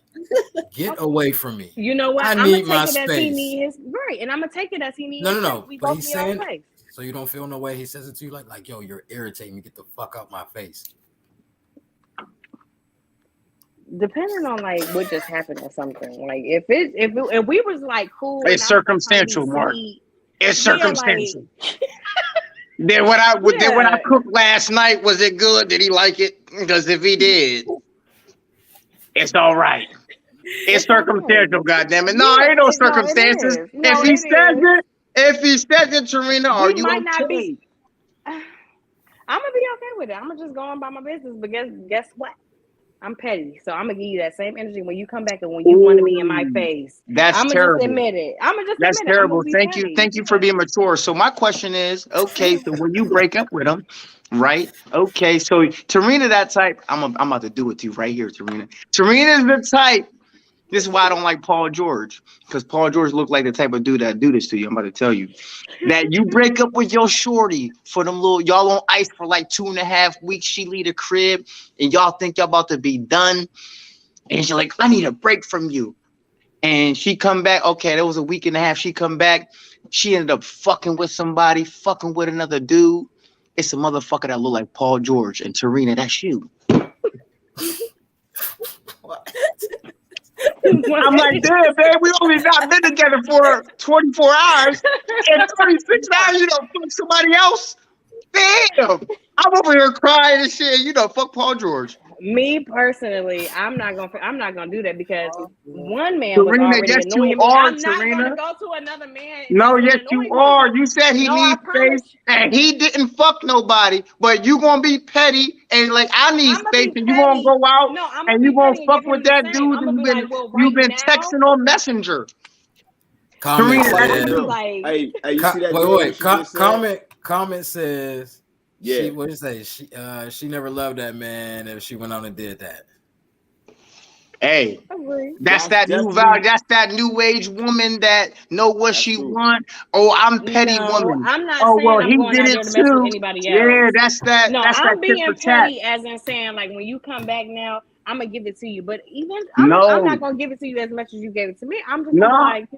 No, I'm not in the mood right now. Tarina, you lying. You backpedaling. Tarina, you tit for tat. Nobody wins that tit for tat. Tarina, you lying. No, that's petty. And that's my problem, Mark. No, that's my problem. I think it's less now. We act like petty is some virtuous, like a virtue or something to aspire to.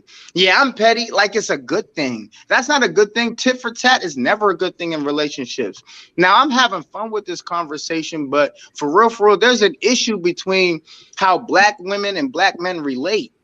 And I'm having mad fun with these conversations, relationship theory and all these things. But overall, it's a testament to how broken we are.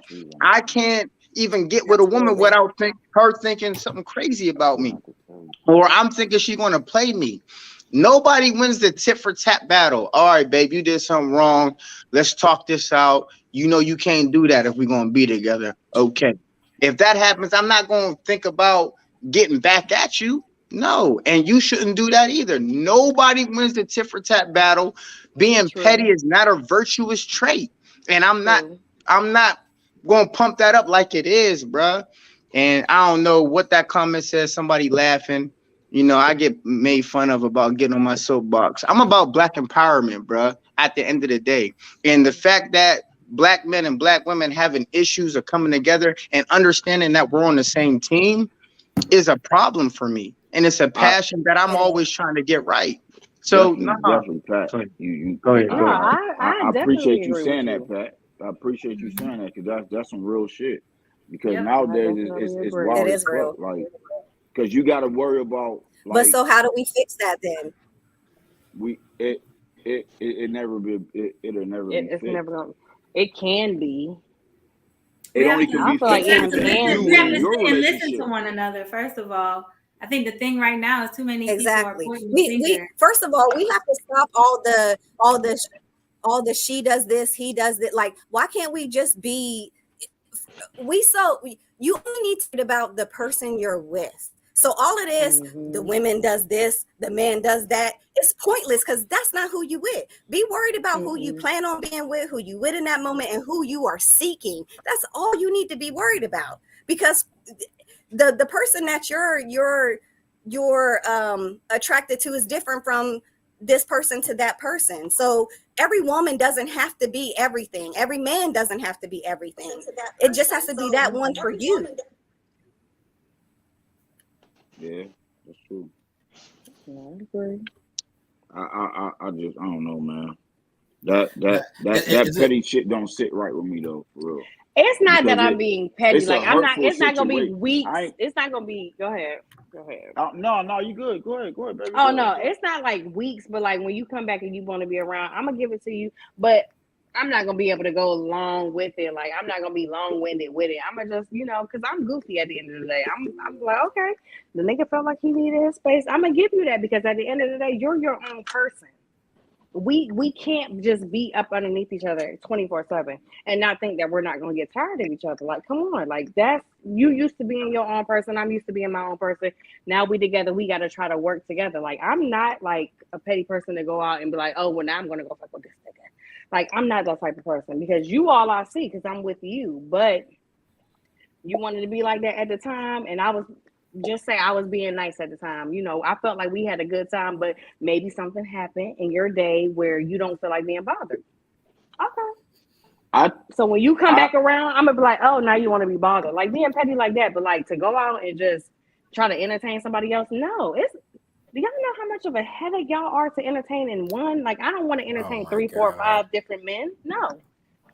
So I'm gonna play around with you. Yeah. So I want to hear what Poke has to say. You good? You good? Warmed up now? No. I know he ain't muted. No, he said no. Nah, he muted. Oh. He muted. All right, can you hear me? Yeah, you good now. Okay, cool. Yeah. Before I say anything, man, I just want to say I have been listening somewhat before I joined the show. I was on the way home from somewhere. I was listening to the show. Before I even get started, man, I do want to point this out, man. Sometimes I get disappointed in myself and the ability to articulate myself. And I feel like a lot of times I come across as a know-it-all. And before we get started, like, I just want to say that, like, I'm disappointed in that part. Like, I don't want to come across as a know-it-all because I'm not. But I am probably the senior on this panel. I'm a 43-year-old man. I'm about to be 44 years old. So life experience has taught me a lot. And also I'm well read. I read a lot. I listen to a lot of scholars. So I put a whole lot of work into getting onto these panels and speaking what I know. And if I come across with know-it-all, I apologize. That's not my intent. But Mark, what's the a man has to like you more for the relationship to work? A man has to like a woman, you know, more. You know what I mean? He has to like her more than she likes him for the relationship to work.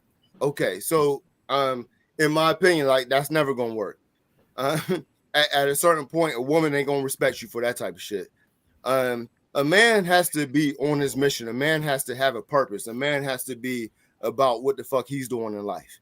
A man really don't have time. See, listen, if the woman want us to provide, like they say they want us to do, if they want us to provide, protect, and do all these things, I don't have time to fucking like you more than you like me, because already I provided way more than you gonna bring to the table. If I'm providing everything, if I'm protecting the family, if I'm doing all of this, then I am the goddamn table. I am the valuable piece. I am. But on top of all of that, I simply don't have time to be valuing you that much. I have to value my purpose. I have to value what I'm supposed to be out here doing. So it's just not in me to do that. But and if you do that to a woman, they're gonna peep game. And they're gonna be like, you know what? This dude is lame and he's boring.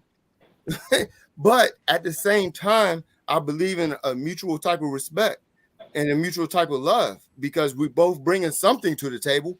If I am that dude and I chose this woman, that means that I need her. I need her too. So we're working together and we're working in unity. But if one person is saying, oh, I need you more, or I love you more, now we're out of balance. And without balance, what happens? Like, you can't drive a car with 3 tires. You need 4 of them. So what I'm saying is, like, you know what I mean? Like, we need to get off of this shit where one is more valuable than the other. One is never no valuable than the other. Never. Nope. Like, us men, we need these women, man. We need. I'll say this to go on what he's talking about, man. I mean, to me, it's this. The question is kind of like futile, right? And it's futile in the sense that we're going to show that we care and love each other in different ways. The woman's going to show that she love and care about me in a way, and the man's going to show and care that he and love in a different way as well. Especially if you have the traditional mindset where, you know what I mean, what's that Denzel line in Fences? He said, I don't gotta like you. You think I like you? I don't gotta like you. You got food on the table, right? You got clothes on your back, right? I don't gotta like your ass. But we're broken people.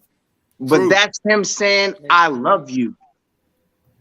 I love you more than you motherfucking know. And that's the same thing for a woman. I'm controlling your situation, protecting you, making sure you all right. You do this and that. You find you're of peace of mind. That's how I show I love you. I love you. And I'm not doing this for everybody, especially for the shorty I knock. And that was on the last episode. I'm just knocking that. I don't really care about her. But for you, I provide a situation, and that's how I show I love you. So the question to me is kind of like somewhere it leaves what should be spoken on, like you more. No, the like is different. And if you like somebody, it's going to be different. And therefore, it's going to complement each other. And it's going to work perfectly. So, yes, in a sense, it's to answer your question is no, you got to be on the same accord for it to work. And I'm going to love you just maybe you love me. You have to be on the same accord. If you're not on the same accord, your shit's going to fail. Hey, but can I say one thing, though? Like, this one thing, and I always say this, Marcus, like, I'm very consistent. We teach our daughters, man, how to grow up and have relationships. Well, I'm sorry, we don't teach our daughters effectively how to grow up and have relationships, but we do teach our sons. And what I mean by that is, if you have a son, why would you teach him, man, grow up and be a great man, grow up and be a provider, grow up and be a protection, and then turn around and be in a relationship with a woman and say, you know what, I love you more than you love me? That is BS. You're not even loving yourself. If you love yourself, you will realize, man, I come to this table and I'm the motherfucking man. And I'm doing everything that I'm supposed to be doing. Now, with our daughters, we teach them. We teach our daughters, you are princesses. You are beautiful. Know your worth. All this stuff, but we never teach them to bring anything to the actual table. We simply teach them to be beautiful and be yourself. We don't teach teach our daughters to bring peace to the relationship. We don't teach our daughters to be nurturers. We just say, you know what? You're a princess. All of our daughters, you're a princess, you're a princess, you're a princess. But men gotta really fucking do their fucking job. It's not lies. It ain't lies. You can listen, there is no little girls. I'm talking in a really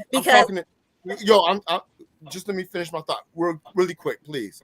But in a really vague sense, I'm not talking about no one's daughter or anyone, but it could be just a girl, right? The girl could be overweight and not attractive at all. But everyone in that girl's life is going to say, you are a beautiful princess.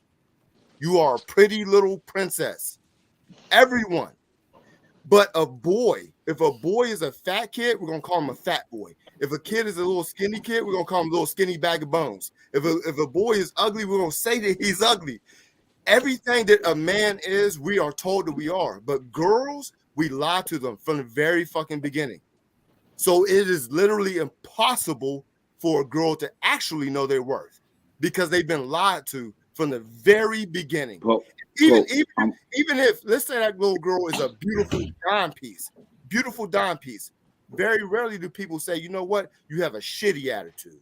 You know what, this is what's wrong with you. We don't do that to our little girls. We protect our little girls and we raise them to have esteem. And I land my plane. Okay, now. Hold on, George. After George Tiff, I want you to go ahead and hit on what you were talking about. No, go ahead, Tiff. Speak. So even if you try to raise your daughter as a princess, sometimes you can't, because I was a tomboy growing up. So it didn't matter how many times you told me I was a princess, I was not. Okay. So, and that just sounds like you can't just throw scenarios out there and make it a blanket statement like it applies to everybody. It does not. There's a million different factors that go into all of us. I wish I could remember everything that you just said, because I had so much to say about everything you just said. But it is not true that women are. I know, right? Next time, have a pen and paper. Women. I know. There are women out here who are raised to totally take care of their family. You're going to take care of kids. You're going to sweep. You're going to mop. You're going to do the dishes. this, that, here, the seasonal cleaning, the and you trying to say that they're not raised to bring anything to the table? Like, so us women, we just out here being raised as princesses. We grow up, I guess, to be queens, and then we just get into these relationships with nothing to provide. And so why do y'all want to be with us? I'm confused. I'm very confused. I ain't never been a princess. Can I answer you like this? Can I answer that question? She said, "Why do we want to be with you?" That's very simple. Because we need you. Men need women. Let's start right there. We need you. Okay. But number two, men need beautiful women. That's what we like. That's what we desire. But that's a motherfucking lie. Oh, men don't like beautiful women? No. Because beauty is in the eye of the beholder. Not that, homie. Not that, Pope. I'm sorry to cut you off. All right. Well, George, you know what? Like, for the sake men do not need a fucking woman, dog. We don't need them. We don't need them. We just need them. We don't need them. You gotta get that off your mind. We don't, nigga. They don't need us. Oh, listen. I agree. My point is, I feel like we men need women and women need men. That's where I'm at with it. Listen, I'm gonna say it like this. Right. For a man to have a woman and a woman to have a man as a team, it builds better, right? However, a woman that don't has a man, she gonna do what the fuck she need to do, regardless of the fact if she got a man or not. George, that wasn't my point at all, bro. And that's we're arguing for no reason. Like, okay, I'm not arguing. I'm not talking about a bad woman. I'm not arguing either. I'm not talking. I don't think anybody's arguing. We're just making our points. Go ahead, Pope. Finish. I'm just trying to respond to what the young lady said. But no, I'm not talking about a bad woman or a toxic woman or whatever. But what I'm saying is, to answer her question, why do we want? Because we need women. Men need women. Men need women. Women need men. Like we need each other. We need each other. Like I started with this. It's called balance. You cannot drive a car with 3 wheels, right? So to a man, a woman is his balance. To a woman, a man is her balance. So to answer your question, we need you. After Tiff makes her so point, the sooner we quit, go ahead, Tiff. So like I said earlier, the sooner we quit applying this, a man this, a woman this, and we just understand who we're with and focus on that and be that, and stop trying to generalize and put things on everybody else and generalize the woman, the man, and just focus on who you want to be with, who you pursuing, and figure that out and figure yourself out and heal and grow and make sure she's healed and she grows, and do that together, we'll be fine. But when we start, when men start saying what women do and women start saying what men do, that's where problem lies. I try to stay out of men's business. I try to support y'all as okay until one of y'all do something to me, and then it's a problem. But I try to support y'all as much as possible. You know what I mean? Y'all should do the same. Stay out of our business and just support us. You don't have to worry about what our weave look like. Our eyes not for you. Then keep it focused on who you with and who you're pursuing, and things will be great. Then you don't got to worry about the hoes and the babies with five baby dads and. Except go ahead, Mark. Things won't be great, and things are never great because somebody is always mad. And this is the thing about it. If we want to make it a gender war, if that's what we want to do, okay, men are always going to win that, okay, because black men is always going to be fine. Black men is always going to be good. We're the most desirable man on God's green earth. We're always going to be good. So if you want to mind business, then we can mind business. But a person like myself, I come on this panel and stuff like that to bring things together. And the young man, I don't know his name, but he has the blue shirt on. I could tell that he's here to bring things together. So in order to bring things together, we got to get on these platforms and we got to talk about this thing and bring it together. But if you want to just mind everybody mind their own business, okay. Because what we know for a fact is black women are the least married woman in this country. And they're the most. Shit. This nigga getting something different. All right. So what I want to do is I want to go ahead and hit the next. I'm saying we'll be fine regardless if it's a gender issue. Right, and this seems like to be a gender issue. It seems to be like a woman's perspective. Keep that energy to a man's perspective. That's what it seems to be like. But if that's what the case is, we'll be fine. All right. Right. We're not. We've been on here for a minute. You know what I'm saying? I ain't trying to be on too much longer, so I want to go ahead and go to the next topic. Kind of, I want to say on the same lines, but I guess it can, transition into this. Stop letting. I've seen this on social media several times, and I thought it would be something interesting to talk about. But stop letting men determine if you're wife material when they weren't raised by wives. Marianne, I want to start with you. Oh man. I mean, first of all, I don't like making blanket statements. There are some men out there who were raised by wives, but it kind of made sense. I'm trying to go like through my dating. Like, I think most of the dudes that I've dated, for the most, like seriously dated, they've been raised by wives. So, but if you are out there letting a man who doesn't even know what that looks like, didn't have a healthy example, that dude sound kind of crazy. So that's all I can say. And stop thinking that every woman wants to be a wife. Because some women out here don't care to be a wife. Like, it's women out here that that's not a life goal. Like, oh, I want to be married to somebody. Like, nobody, like, that's not. Maybe back in the days, that was something that women were focused on, were being wives, because they didn't have, many things that they can do. Like, their support was from a man. Like, their money, anything came from a man. So a lot of women don't want to be married. And I can understand why. Tiff, you got anything on it? I agree with that. Not all women want to be married. I have a different take on marriage and the way it was set up. You're not married to just you, the man, the woman, or whoever. You're not just set up like that. You're married to the state also, and I don't want to be married to the state.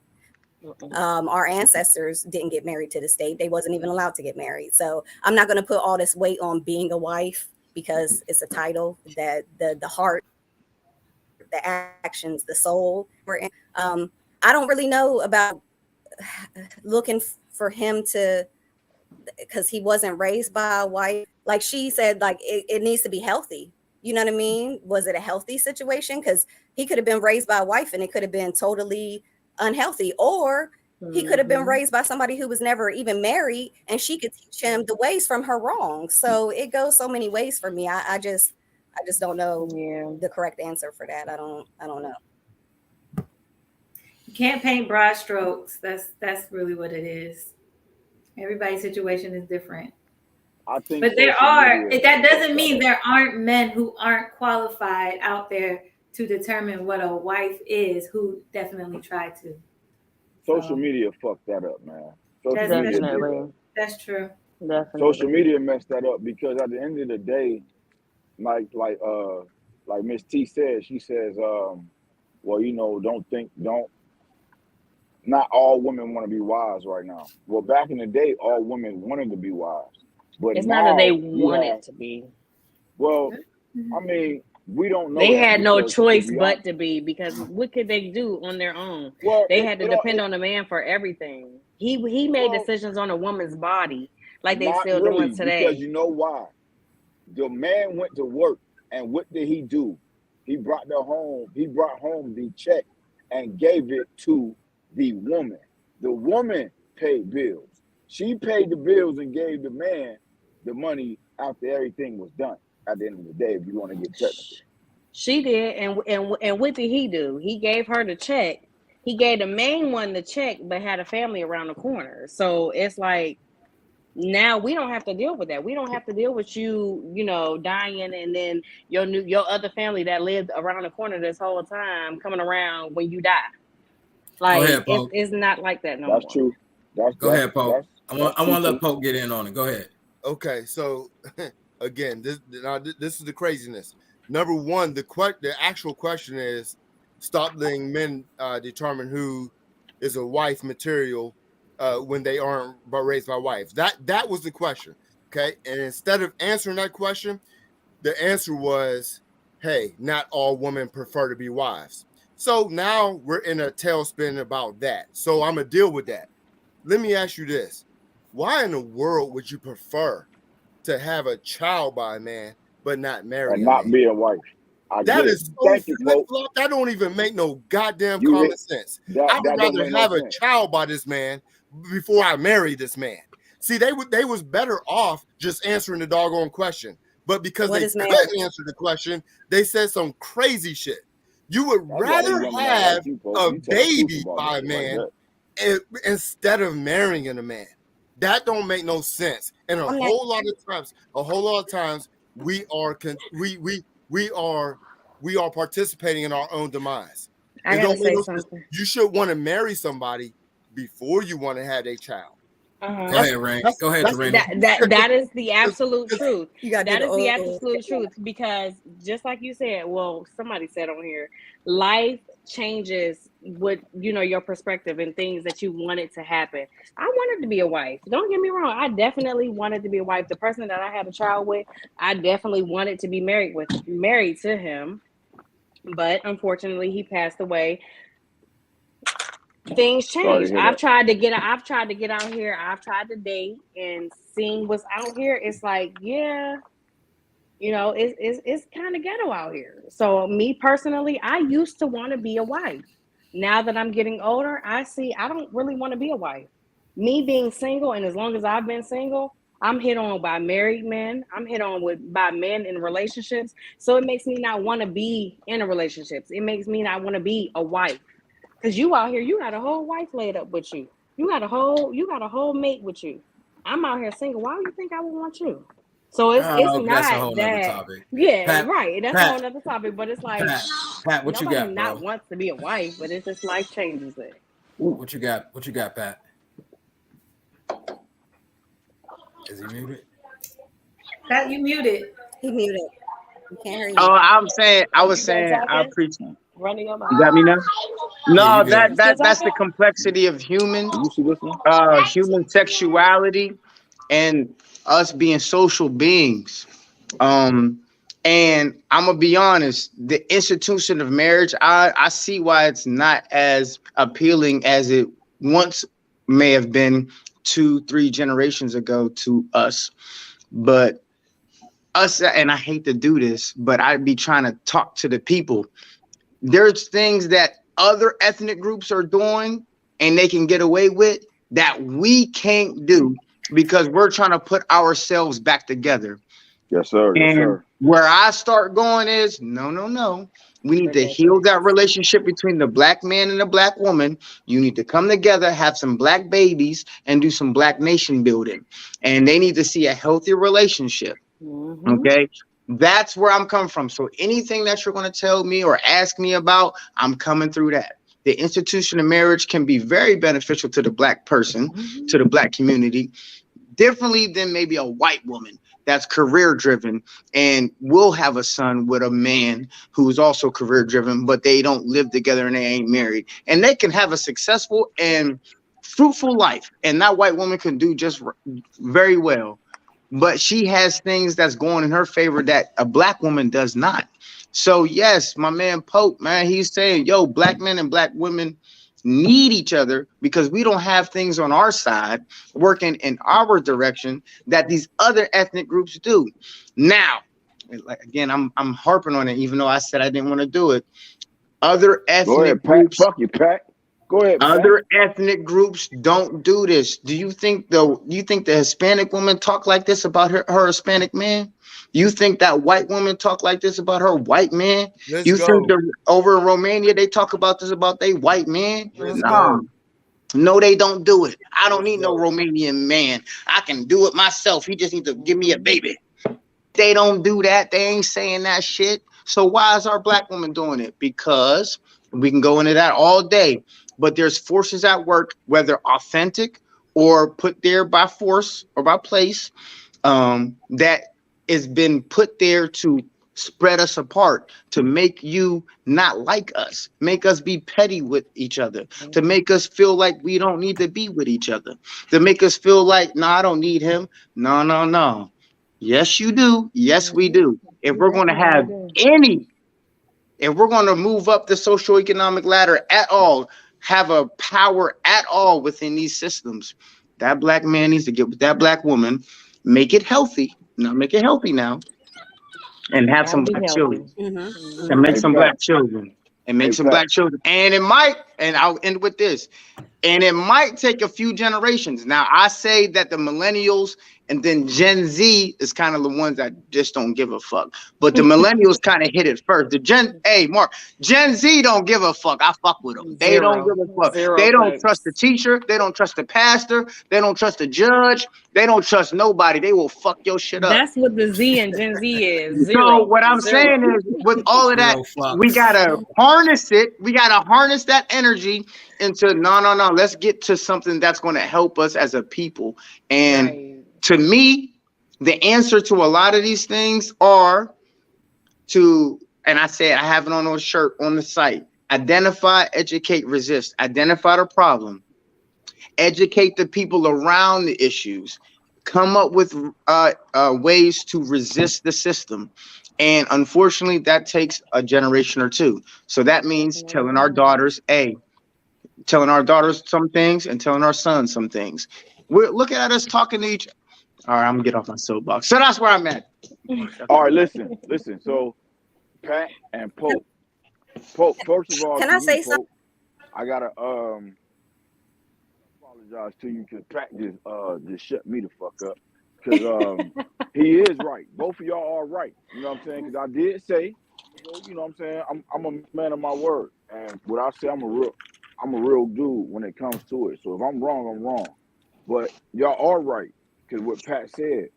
Now, the reason why I'm saying that, because if you put it in Pat's perspective, we do need each other to grow, to wipe out all this other bullshit that the other ones is doing that we're not.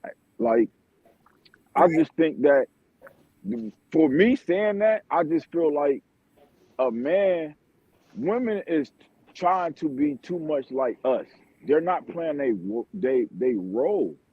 Because at the end of the day, it's our fault as men too, because it's some weak ass men out here. So therefore, the woman has to take the lead in a relationship. Because 9 times out of 10, let's be honest, and I might get some backlash from it, but you know, I'm not the one to give a fuck. The man is the one who living with the fucking woman. It ain't too many women that's moving in with the men. That's true. It's the men moving in with the women. And then what's happening is the women is paying all the motherfucking bills. So therefore, the women is paying all the bills, so she feel like the man. So the man get tired of the shit and be like, nigga, you ain't no motherfucking man. Da-da-da-da. Well, technically, she really is the motherfucking man. She's holding everything the fuck down. So therefore, when she actually meets an alpha male that does his fucking job as a fucking true alpha male man, now you're dealing with an alpha female, and that becomes a fucking problem right there. 2 alphas cannot live together. That shit hurts. So I understand what Pope is saying. I apologize, Pope, to you. You're definitely right. And I had to listen to what Pat was saying to really understand it. Simplify the man who has no diploma once again, and he will catch on to it. And I caught on to that shit, and you're fucking right, dog. Like, for real, because if men do their fucking job like we need to be, it'll be more relationships. More women would say, well, you know what? Yes, I do want to be married. Now it's like, why be fucking married? Right. What's the point? Take care of everything. What's the point? I gotta take care of everything anyway. What I'm gonna do? Pay for the fucking wedding? Because at the end of the fucking day, nowadays, correct me if I'm wrong, as the show would say, the dad of the bride for the wedding. nowadays, it's damn near if the nigga ain't paying, the girl paying. Flat out. So it's hard, man. It's like at the end of the day, let's just keep it honest, man. The man got to fucking step the fuck up and do what we need to do as a man and take care of our fucking black women. Then Tiff, we'll Tiff, have my fault, George. I don't want Tiff to lose her thought either. But go ahead, Tiff. No, I was just still stuck on the whole marriage thing, baby with somebody and not be married. That means nothing. And I'm not going to say all the time because that's still a blanket statement, but sometimes that means nothing. So I think we put too much weight on marriage. Like I wish marriage really was that. I wish you did get married and stayed together for the rest of your lives and made each other completely happy and raised y'all kids and then the grandkids and, you know, all of that. That's not what it looks like these days. You know what I mean? And also, like I said, mine a different thing. I totally wanted to get married. I just didn't want to get married to the state. I just didn't want to get married in society's terms. I just didn't want to do any of that. You know what I mean? And but I was still looked at as a girlfriend because you're not legally married and you know what I mean, and whatever, which I was fine with. But I think sometimes we put a little bit too much weight on marriage, and also you can't. And I think also a lot of this conversation be one-sided where we put a lot of weight on the woman. Oh, she got all these babies. Oh, da da da da da. But there's also a counterpart to that. There's also because she didn't do it by herself. There's also, you know what I mean. So you can't. Exactly. But you feel like we women bashing? You feel like we women bashing right now too? I mean, no. Say that again. No. I don't feel like that. There's any bashing. Our Pope was going. I was about to hop in. I was about to take off. Pope was waving his hand for a minute. Can I say something really quick? Mm-hmm. George hit on something really quick. Okay, both brothers did. I believe his name is Pat, the brother in the blue shirt. Is that Pat? That's Pat. Yeah. Okay, that brother was spitting some straight facts. Okay, but he said something. Okay, and the number one thing that he said, because the sister asked him, said, "What's the solution?" And I'm not about all this talking about the problems. I am about getting to solutions. But the brother said the first thing he said, the first solution he said was identifying the problem. That's the first thing he said. Now, boom. Here we are in this situation where your brother George made a good point. He said brothers need to step up, make more money, provide for these sisters, and do X, Y, and Z. Okay.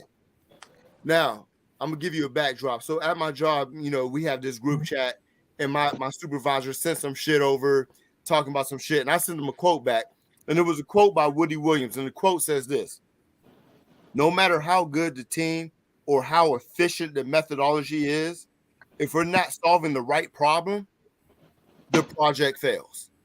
All right? So boom. The question is, are we solving the right problem? Now, as George said, men aren't making enough money. But this is the interesting thing, and it really fucking bothers me, and I say this every show that we have. We all agree. Everybody on this agree.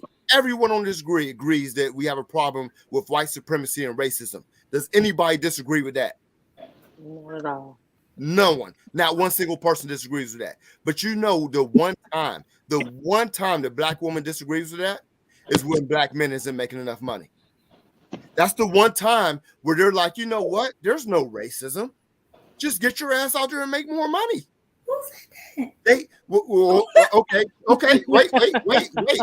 So no one said that. But the thing is this. White men on average make $60,000 a year. That's a fact. Black men on average make $50,000 a year. That's a fact. So if we're saying that the black man needs to get out there and just make more money, are we not going to address the fact that they have designed a system where black men don't make more money than a woman? Are we not going to really look at the fact that the system allows that the black woman is the only woman on God's green earth that makes more money than her man? We're not going to look at that. We're not going to take a step back and say, wait a minute, this is a design. Or we're just going to say black men just go make more money. And also, when you say black men go make more money, are you saying go make $12,000 more dollars? Oh, whoa. If the black man makes $62,000, would y'all be happy then? No, y'all would still be saying we need to make more money. And my last point to George, and my last point is the Latino, the white woman, the all these other races, the Asian, their man, if they make $50,000, that is what's okay. We're the only race where it's like, yo, black man, if you got a job, if you're a garbage truck picker and you make $48,000 a year, that's not good enough. You got to figure it out. All these other women, they make do. And so what I'm trying to say is there is a system that's designed for us to be at war with each other. And I keep talking about balance. That's true. I keep talking about balance. A woman is naturally a nurturer.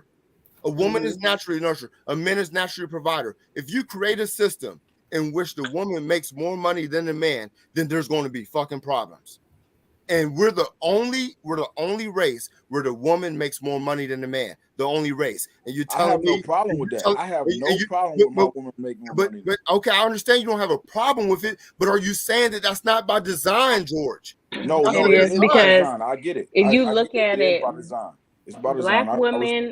Black women are the only women in like out of all the races of women, Puerto Rico, any race, screaming black, they strong, independent black woman. You don't hear no white woman saying I'm a strong, independent white woman. You don't hear no Asian woman saying I'm a strong, independent Asian woman. It's only black women. But we've had to become these strong, independent black women because we didn't have the men to depend on. Or the men that we did have in our corners weren't the men that we thought that were providers. They weren't trying to provide. Like, I feel like it's a team. It has to be a team. Men and women are a team. You have to work together. That's just what it is. To make it work, you got to work together. A man making more money, a woman making more money, y'all both bringing the money into the house. So why does it matter who makes more if it's both coming into the same household? It shouldn't matter. It's what I feel like. I agree with you, sister. I agree with you, sister. That's a great answer. And listen, when it comes down to identifying a problem, until we sit down, listen, we move on too fast. Sometimes we just move on too fucking fast. Can we stop for a second? And can somebody tell me why black women are the only woman on the planet that makes more than their man? Let's start there. Tell me why that is. Oh, I can tell you right now why it is. Why? Because niggas choose the streets before they choose to be L7s. Not all. No, because most of us aren't street guys. You're going to go to our minority. You're going to go to our 1 to 2% to explain that. Come on, brother. No way. No way. The majority of us are not street guys. No, I'm not saying that. I'm not saying that. What I'm saying is it's jobs out here that niggas can get. Come on, man. Like, come on. Like, you got. Is it going to be enough to satisfy? But it's all about applying yourself. There's jobs out there that niggas one at a time. One at a time. Go ahead.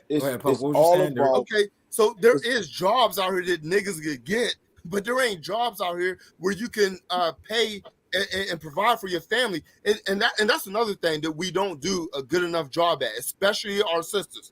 You want a man that can pay for everything? Have you done the math first? Okay, so if you want me to pay for everything, I really need to be making about $250,000 a year. Okay, but let's just forget about all that. Let's take it all the way down to say $150,000 a year. Do you realize that only 1% of black men on the planet make $150,000 a year? 1%. 1. And if you go to white men. Only 5% of white men make $100,000 a year. So the number, the idea that we got, we're not really sitting down and looking at the numbers. It's not real. But we spend so much time looking at reality TV. We spend so much time on social media looking at people fronting and lying about their lifestyles. We're not really putting two and two together. There's not a whole lot of men walking around here that can just pay for fucking everything and everybody live comfortable. And because social media, not in this day and age. So hold on, guys. You got to read this. And if you do find that guy, then you're crying about he's abusive. Then you're crying about he cheats. Then you're crying about he does X, Y, and Z. And it goes both ways. What I want to do now is I want everybody to look at. Can you guys see this comment right here? How do you feel about this? Any feedback on this? This is what I've been raising my hand about, actually. Okay. So, because first of all, like Pat says, we have issues that no other community has. We can't sit here and talk about what they do and what they do. Like, we have to do things. We have radical issues going on with us. We have to think radically and have radical strategies on how to get out of this.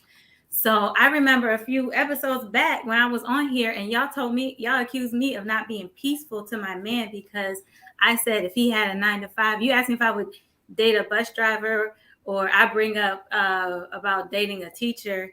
And because I said I would nurture him into, not as his mother, but as his woman, I would encourage him to expand his income. And because I don't just accept his 20,000 or 40,000, and I try to encourage him to do more, that I was accused of not being peaceful. I said, if I dated a teacher or married a teacher, I would say, babe, let's start a tutoring service. Babe, you can write a book. Like, I know educators, babe, you can consult. You know, if you get this amount of certificates, I will support you in your education to further your education if you need your doctorate or whatever, so that you can make more. But if you want to sit there and just work at the cracker plant and you just want to sit there and work at McDonald's, or, you know, whatever, and only have and nobody in this world, especially in America, should be just relying on one income anyway. So hold on, Mary. Before you go any further, I just want, because I also do audio and not just YouTube and Facebook for video. So I just want to read what the comment was. It says, "Let's be realistic. Most Hispanics and white men have businesses and investments. Do Black men invest in themselves or their families?" I'll wait. Right. So that's what I was getting to, is that in our community, we have to value ownership. We have to value financial acumen. We have to value business acumen. Like, we can't afford to just be average. We can't afford to be mediocre. We have to be exceptional if we're going to build ourselves out of this. So just like you guys were talking about before about we have to find a way to come together and heal the relationship between the Black men and Black women. We also have to find a way to elevate ourselves. We can't just have our little $40,000 and you should just accept it. No, we all should be fine. Whether you've learned the stock market, whether you learn another trade, it's fine if you're a welder, whatever. Welders, plumbers, they make good money. But what else are you doing? Can you buy a house and rent it out? Can you learn real estate? Can you learn wholesaling real estate? Whatever it is, multifamily. There's things out here you can learn to expand your income. And I got accused on this podcast of not being a peaceful woman for wanting to encourage my man. Go ahead, call him out. Call him out, Mary. Who said that? Go ahead. Huh? Who said that? Was Paul, that was Willie, and that was Gavin. Okay. All right. Hey, can I respond to that real quick, though? Real quick. Go ahead, bro. Okay. After Poke, after you, Pat, I know you had something to say after Poke, right. So I want you to go ahead after that. All right, and I won't be long-winded. Listen, it's peace over everything. Peace over everything, okay? You can't have a peaceful household when it's always do better. And I don't do that. That's not how I come across. Sister Mary, I didn't interrupt you. But the comment, what the comment said is most white men and most Hispanics invest in their business with the Black. That's a plain flat out lie. That ain't even fucking true. That's not true. And I brought out the facts. The facts is white men make $60,000 a year and Black men make $50,000 a year. And the fact of the matter is Mexicans and a lot of Latinos, they are in landscaping and all kind of other low-paying jobs. So it's not actually true that most of them are business people. That sounds ridiculous to begin with.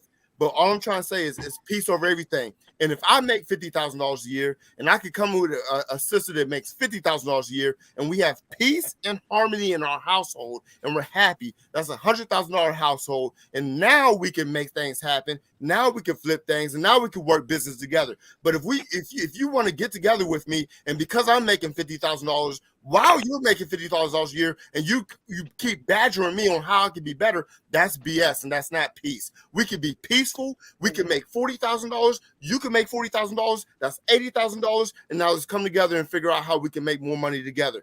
But it's peace over everything. It's like this whole idea over money over everything is BS and it's causing so many problems. It's not necessary. You can have a household, $120,000 household together. Man, you're good. You're good. Why do we got to keep pushing each other to the point of exhaustion? Can I answer that real quick, Marcus, before you go to the next question? Because every time, real quick, every time I bring this up, you take my words out of context. I don't badger my man. There ain't a man that's ever dated me that has not called me his piece. Hey, George, they like each other. To encourage a man. That's why we have it in here. Because black men and black women can't be together. This is it right here. No, there's a way to encourage a man. I'm going to say it. I'm sorry. They don't like. I'm sorry, Marianne. They don't like each other. Hey, Marcus. They don't like each other, Marcus. They go at each other's head. They really don't. No, we fundamentally disagree on a lot of things. But that right there, though, because that part is always taken out of context. I never badgered a man that I was with ever. But there is a way. So this is the last thing I'm gonna say. There's a podcast called Dear Future Wifey, and there was a man on there that said he was dating this woman, and she told him, You are a king amongst men. And he was like, that's how I knew I had to marry her. I need to hear that all the time.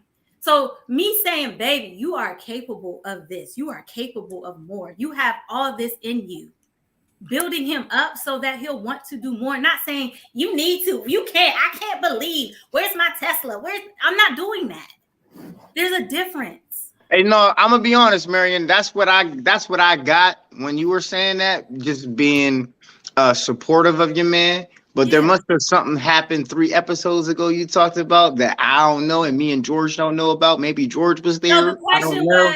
But I thought you was being positive with it. Thank you. But my brother, you know what I'm saying? He was like, oh, yeah, don't like each other. Say it again. Pat, we felt it, Pat. I'm like, oh, these motherfuckers don't like it. Like, damn, she sounded like she's saying the right thing. That was every time I talk about, because we always get on this thing. Will you date a man that make this much? Can you date a man that does this job? And I said, I can't speak for all women. There are women who will date these things, but I mostly date, even if he has a 9-to-5, most of the men that I date have other business on the side. They are entrepreneurs because those are the things that I value. I value growth. I value legacy.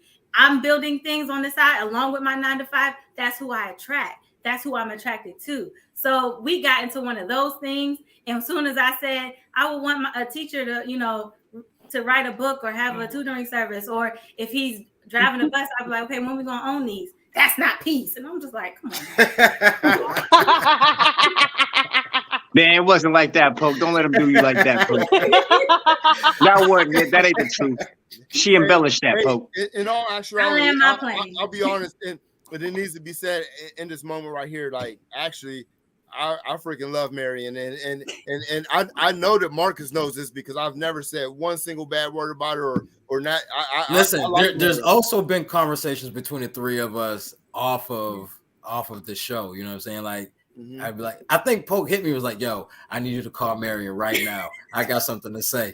Yeah. All right, bet. Yeah, I like Marion. I like her mind. I really do. It's just that we're passionate and we, maybe we might get at each other, but I don't want no one to mistake that I dislike her. Hell no, that is not true. I fucks with Marion a lot. Like, you know what I mean? George, he always trying to say something. Nah, it was, George is just being funny. He ain't think y'all ain't like each other. But that was some good discourse, though, bro. That was some good discourse. Yeah, he said I'm a man hater. Definitely. Oh, shit. Do y'all see how you said I was? Listen, at the end of the day, man, like, we gotta, like, oh man, I feel everybody what they saying, man. I do, man. I know we taking a long time, but you should be able to edit this. You know what I'm saying? Marcus, like, It's impossible. Real, we're live, baby. We live. Talk shit. I mean, listen. I'm just talking about like to take like the time down or whatever, because this is a great conversation that we all have, because it's all different minds. Yeah. That's that's speaking on different things. You feel what I'm saying? So, and have their own opinions of everything, because everything is not a fact. It's an opinion. It is what it is. I mean, we can speak numbers and we can say what the what the white people do, what the Hispanics do, but we're not white. We're not Hispanic. We don't know. We're black.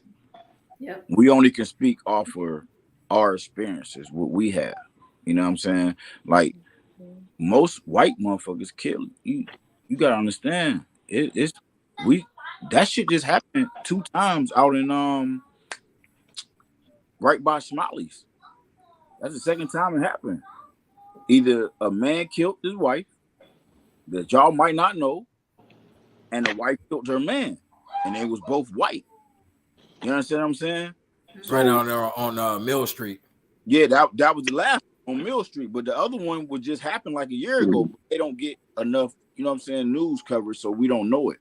But like what Poke was saying, I mean, I respect what Poke's saying. I just don't. Some things I don't agree on, because I just feel like we can't keep putting ourselves in other race shoes, man. Mm-hmm.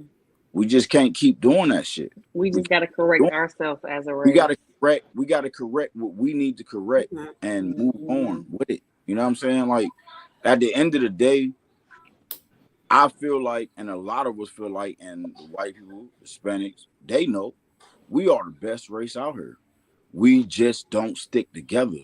Like with men and women that's in a relationship, black men and women that's in a relationship together, if we don't let our friends or let social media get into our brains, man, we can be whatever we want to be. Mm-hmm. But we let our friends, because, like, I'm gonna say it is Medea, but it's Tyler Perry. You can't keep telling your friend what your spouse or your partner is doing wrong, because eventually they are going to not like the other half. So they're going to start talking bad. So as soon as y'all have a problem, that's what you're going to think. Just deal with it and move on from it. And we all do it, because I do it. You know what I'm saying? We all just do it. Like, let's just come together as spouses, partners, get this shit correct, and let's just live our life, man. It ain't about who make most money. Just like, all right, well, we in this situation. Let's figure it out, and let's enjoy our life together. Until we figure that shit out, then we're gonna have the problem of women not want to be married, men just like fuck it and doing what they doing. Like, it's a lot of black men that's with white women that's successful. It's a lot of black men that's with black women that's successful, but most motherfuckers don't speak on it because they only speak on what we do wrong. We the only fucking race that I see that we always speak on what we do wrong, not what we do right. I don't understand that shit, man. Like, I just don't get it. Nothing positive. It's nothing positive about our race, man. Like, what the fuck is wrong with motherfuckers, man? Like, we do a lot of shit, man. We do a lot of good shit as a race and as couples. But soon as something bad pop off, or if, say like this, we all know this. Pope, you know this. Pat, Marcus, we men. And the women on this board know it too. If y'all hear that, if a woman hears that her man is in a bar talking to a woman, don't gotta be about shit. Instantly, it's all right, he cheating or he's entertaining that female. That's dumb. Because what if that motherfucking female is really putting that man on some shit? Now, maybe in the hood, it's not working like that. But 9 times out of 10, it probably won't. It's probably what everybody might be saying. But what if that 1% that woman is trying to put that man on some shit to help him build for his and his mental for his woman. You never know. Just stop believing what everybody. What are the chances of that? If you had to really say, give a percentage on the chances of that happening, what would you think it would be? On which what you talking about? What? A woman, giving this man information to in help the hood? this woman out anywhere. Nah, like just on some bullshit, like, hey, we're just having a conversation or whatever the case is. Like, how often do you think that happens? Very seldom. Okay. But it can happen. It can happen. We just gotta respect it and let it go, man. Would you think that about your shorty if it's a dude talking to her and be like, yo, that nigga over there probably, giving my shorty some game to make me a better man?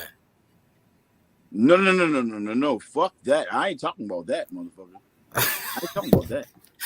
Okay. I ain't talking about that, motherfucker. No. Don't get my fucking words wrong, motherfucker. That's funny.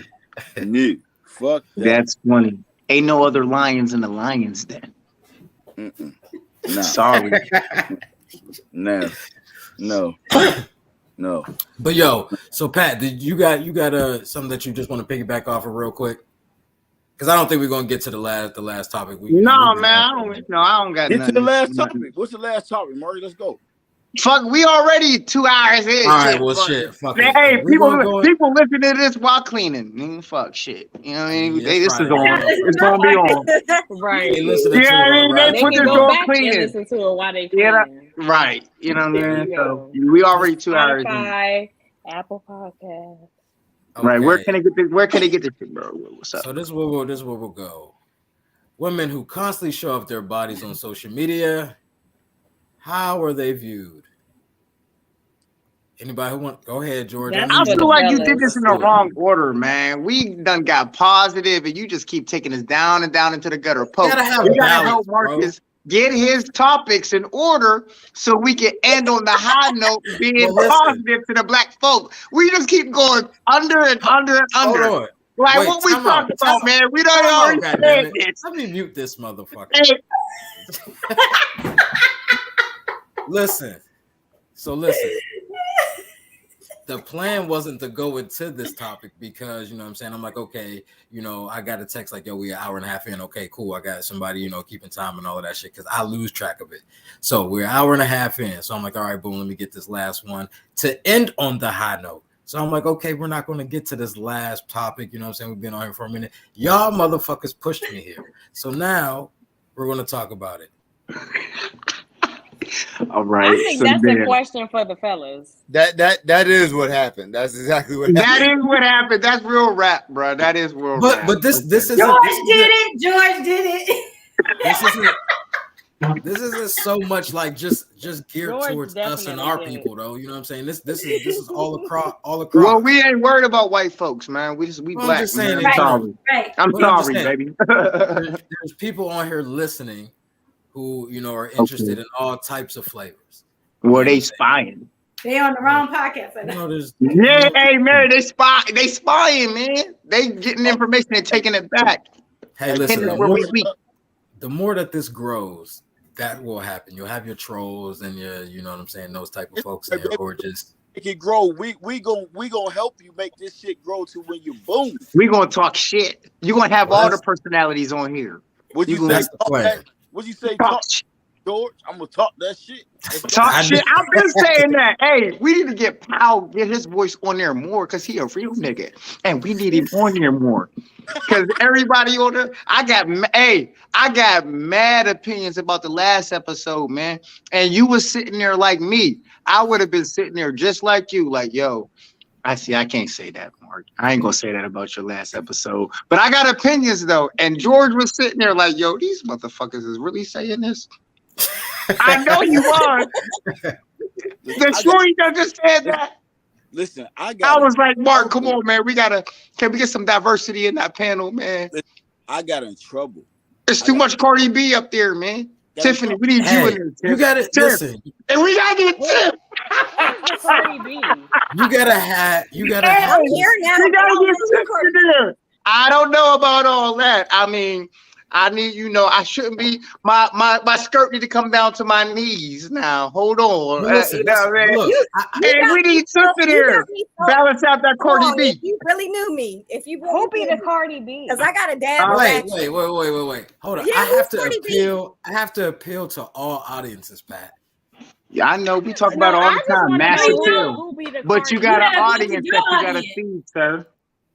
Your logo is red, black, and green. You gotta appeal to your audience. Yeah, man. And I told my shorty. Okay, my bad. Go ahead. When I say all audiences, though, you know what I'm saying? I'm talking about like they could be a part of the red, black, and green.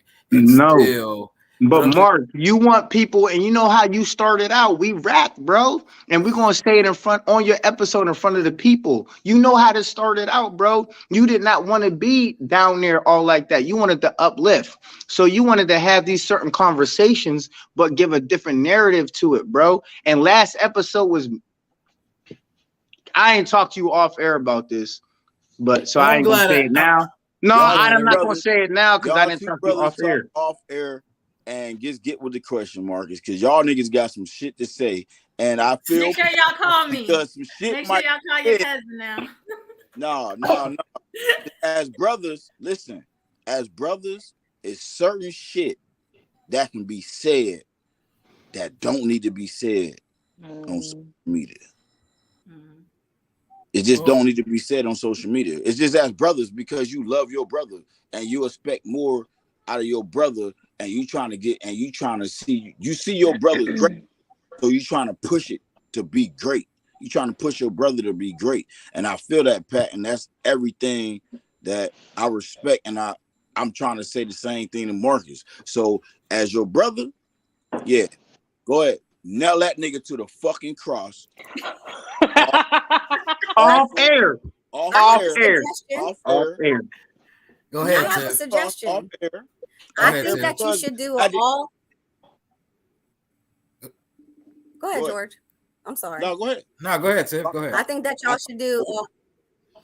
I think that y'all should do an all-male panel and not discuss women in any way, shape, or form, and just talk about issues amongst the males. How about that?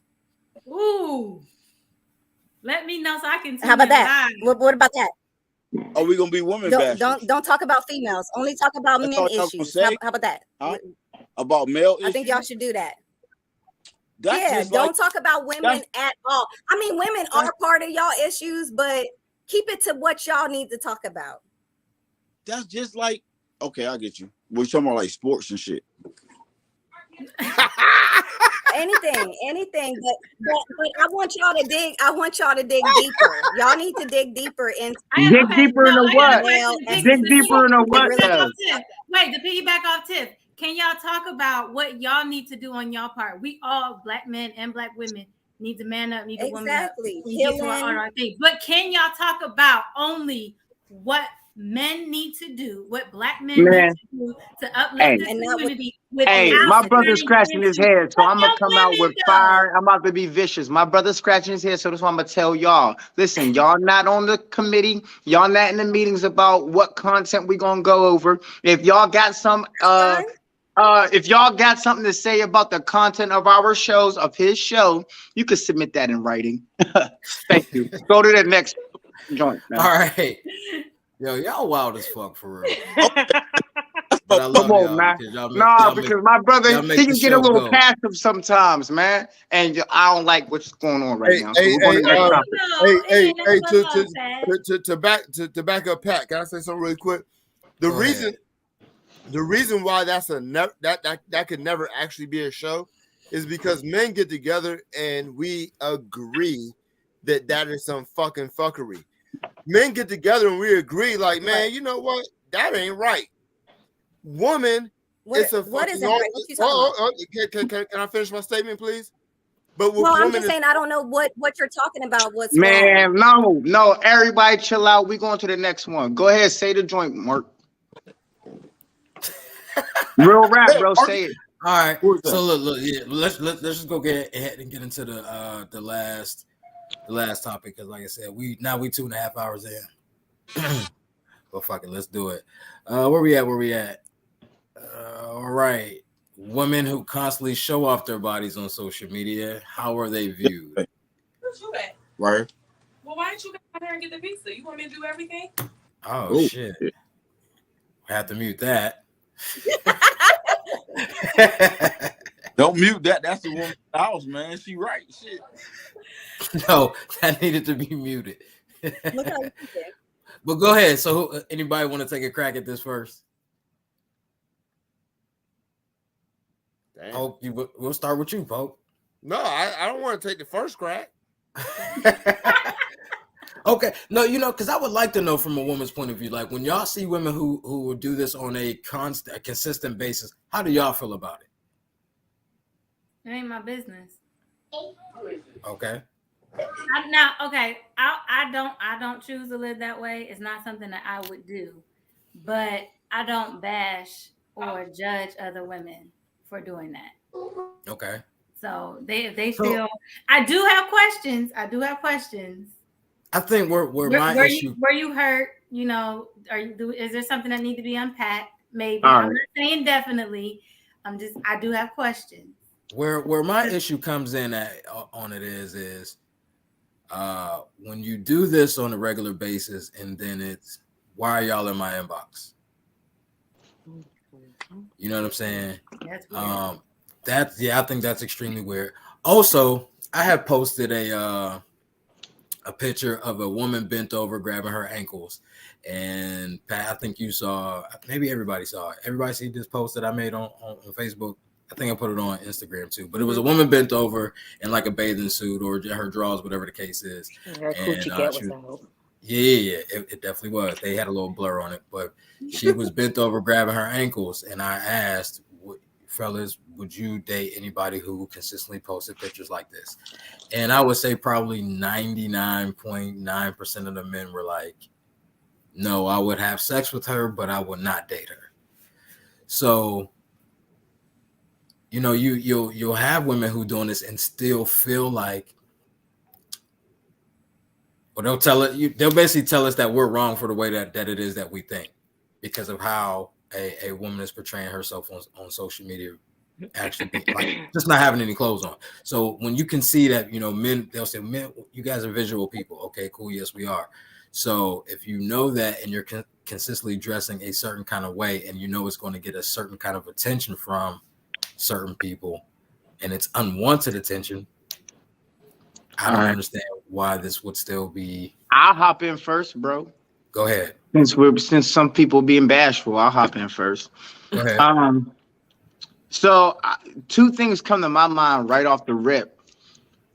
A little bit about what Marion said, like, dang, what happened? What got you acting like that? Like something must have went wrong for making you act like that. Two, there is a certain control you have over yourself as a woman that has not before been seen in society and culture anywhere in history, as liberated as the woman is now, to where it's a little more common to do things, to dress a certain way, to act a certain way than it was back in the day. The things that women are doing now were taboo at first. No, I'm not to say it didn't happen, but it wasn't accepted in mainstream society that it was, okay? So that's happening now, which is different than anywhere that I've seen in all my readings and studies, anywhere in culture, anywhere in the world. So those are a couple of things that come to my mind, like right away. And the third thing is that I've kind of been going through in my mind a little bit is about this statement of short-term mating strategies. Let's say the woman, she doesn't know herself, like she doesn't know the game, and she doesn't know, like, yo, I'm gonna show my body to get some type of resource out of it, right? Basically sex work. I think I just want attention from a man, and I think this is how you get attention from a man. Those are short-term mating strategies, and that woman may want a long-term relationship, a healthy relationship. And that's the problem there for me. Like, yo, that's usually not the way to encounter and engage and create a long-term healthy relationship with a man, by showing off your body, being a certain way in public. Not to say it never happens, but that's not the best way. That's not the best strategy to engage into a long-term mating strategy. Because at the end of the day, it's something I said before. We're all peacocking. We're all trying to get with a mate, and we're all trying to pass our genes down to the next generation. Whether we like it or not, that's instinctual. It's in us. And what we're doing, we're trying to, within that dating pool, we're trying to get with the individual that we feel like our genes can be most safe going to the next generation. So am I healthy? From a woman to a man, you're looking at me. Am I healthy? Am I a man? Can I keep you safe? Can I do all of these things? A man is looking at you. Hey, does she look good? Does she have, you know, hips that can birth a healthy baby boy, a baby girl? And those are instinctual that are not as conscious in our front brain as it was before. So all of these things come out and all of that. So yeah, I'll say in closing on that statement, like maybe something had happened, something was missing in the upbringing, or maybe she just fucked up the game a little bit. But should they be upset because of the way that they may be viewed sometimes, as far as, hey, I don't want to be with you, but I would, you know, if you're saying they may want these type of things, but in from a guy's perspective, what I was seeing is, you know, she needs to understand that's what most men are going to think. Yeah, I would have sex with you because men are, it's in us to want to have sex. It's procreation. We're supposed to want to have sex and do things for sure. But to be with you, to have you in my home, is a whole other level that I can go off on. It's a whole other level for me to make you my girl. Somebody said they would never bring her home. You need to have integrity. As my woman, you need to be honest and have integrity. Those are actually more important than maybe you being beautiful. I need to know that when I'm not around, you're going to hold things down. So how it look like, I brought up Apocalypto.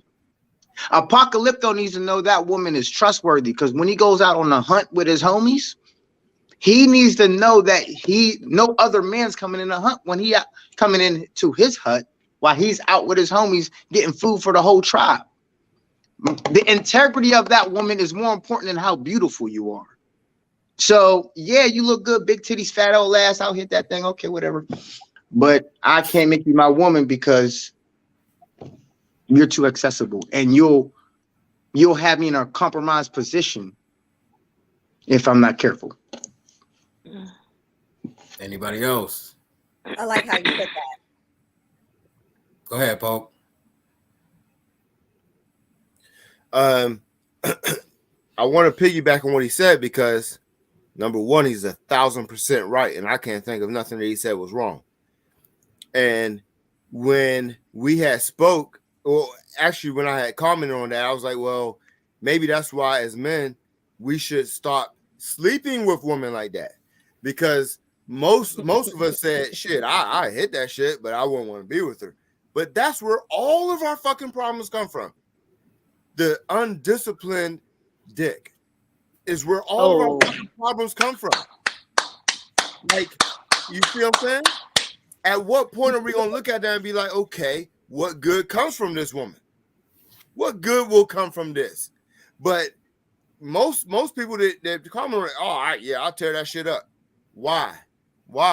Because that's really showing the value that you have in yourself, where you would tear anything up. You know what I'm saying? So we got to start teaching our boys. We got to teach our young boys how to be like, yo, especially if you're a good looking young man, you're a jock, you're an athlete or whatever, and you know you could get girls. Why fuck anything? That's the mistakes that we be fucking making right there. Mm-hmm. If I could put a term to it, bro, I'll fuck with you. If I could put a term to it, it's called managing your appetite. Yes, you're supposed to want to have sex. It's biological. You're supposed to want to have sex. It makes sense. Like, yo, go out and have sex with everything. Be fruitful. Now we're at a point in society. Hold on now, my guy. Okay, you need to come on and harness that thing. Go ahead and get you one woman. Get you a family. I know back in the day when I just created y'all, whatever you believe in creation, whatever I know when I just created y'all, I need y'all having sex now. Go fuck everything. One rooster in the hen house. One rooster in the hen house now. Go have sex with everybody. Now, New Testament, you don't need all them wives now, Paul. Come on now. Just get one. One wife, one's enough. So yes, things change based on society for sure. So men need to manage their appetite. I know growing up in Quip, there's a mentality that I had. I didn't get it from my father necessarily. I know a mentality I had. I'm not very proud of it. I'm not proud of it now, goddammit. And I'm not going to tell this. I'm not going to tell the stories now because we're 2.5 hours in. I did some things that I'm not proud of. I was a jock on a dope ass basketball team, a football team. Okay, I had all, we had all the attention. I wasn't even the best player. Goddamn it, I thought I was. So, I did some things I'm not proud of now that I'm a 30-something-year-old man. But managing your appetite, and if somebody told me when I was 19, when I was 22, hey, yeah, she looked good, but you need to, hey, when you get with a woman, you need to operate like this. You need to do certain things like this. There's a price I'm paying. I'm not even paying it right now. There's a price I got to pay because I didn't manage my appetite. So men, I guess what I'm saying to the ladies, men do have a part to play in all of this. Because it really don't matter what you post. You can be a curvy woman covering her body, and a man is gonna react off of that. You can easily be covered from head to toe, no cleavage, no nothing. You can be clothed, and a man's still gonna react off of what you posted. So it really don't make a difference if you showing the cleavage, if you showing your hoo-ha, whatever. A man is gonna react off of it. It's a different reaction though. You talk about covered head to toe. What kind of reaction? Like what? Listen. So I just posted head to toe nowadays. Listen, okay, so I just posted a picture that was literally 5 years ago on my Snapchat. It was just the old picture that just came up on my thing, and I had so many men messaging me like, "Oh, you thick, you this, you that." It was just a mirror pic. I just had on a black little 2-piece set, Men gonna go off of whatever you post. But that's a little different from showing your what? Showing, like I said, if you're dressed, okay, they may just think, hey, she's an attractive woman. It looks like she has some curves. I like, what I'm saying. But when it's a situation of you don't really have any clothes on and you're taking pictures in certain poses, that's different than being like, hey, and they still talk to me. No, I think it's a different type of reaction.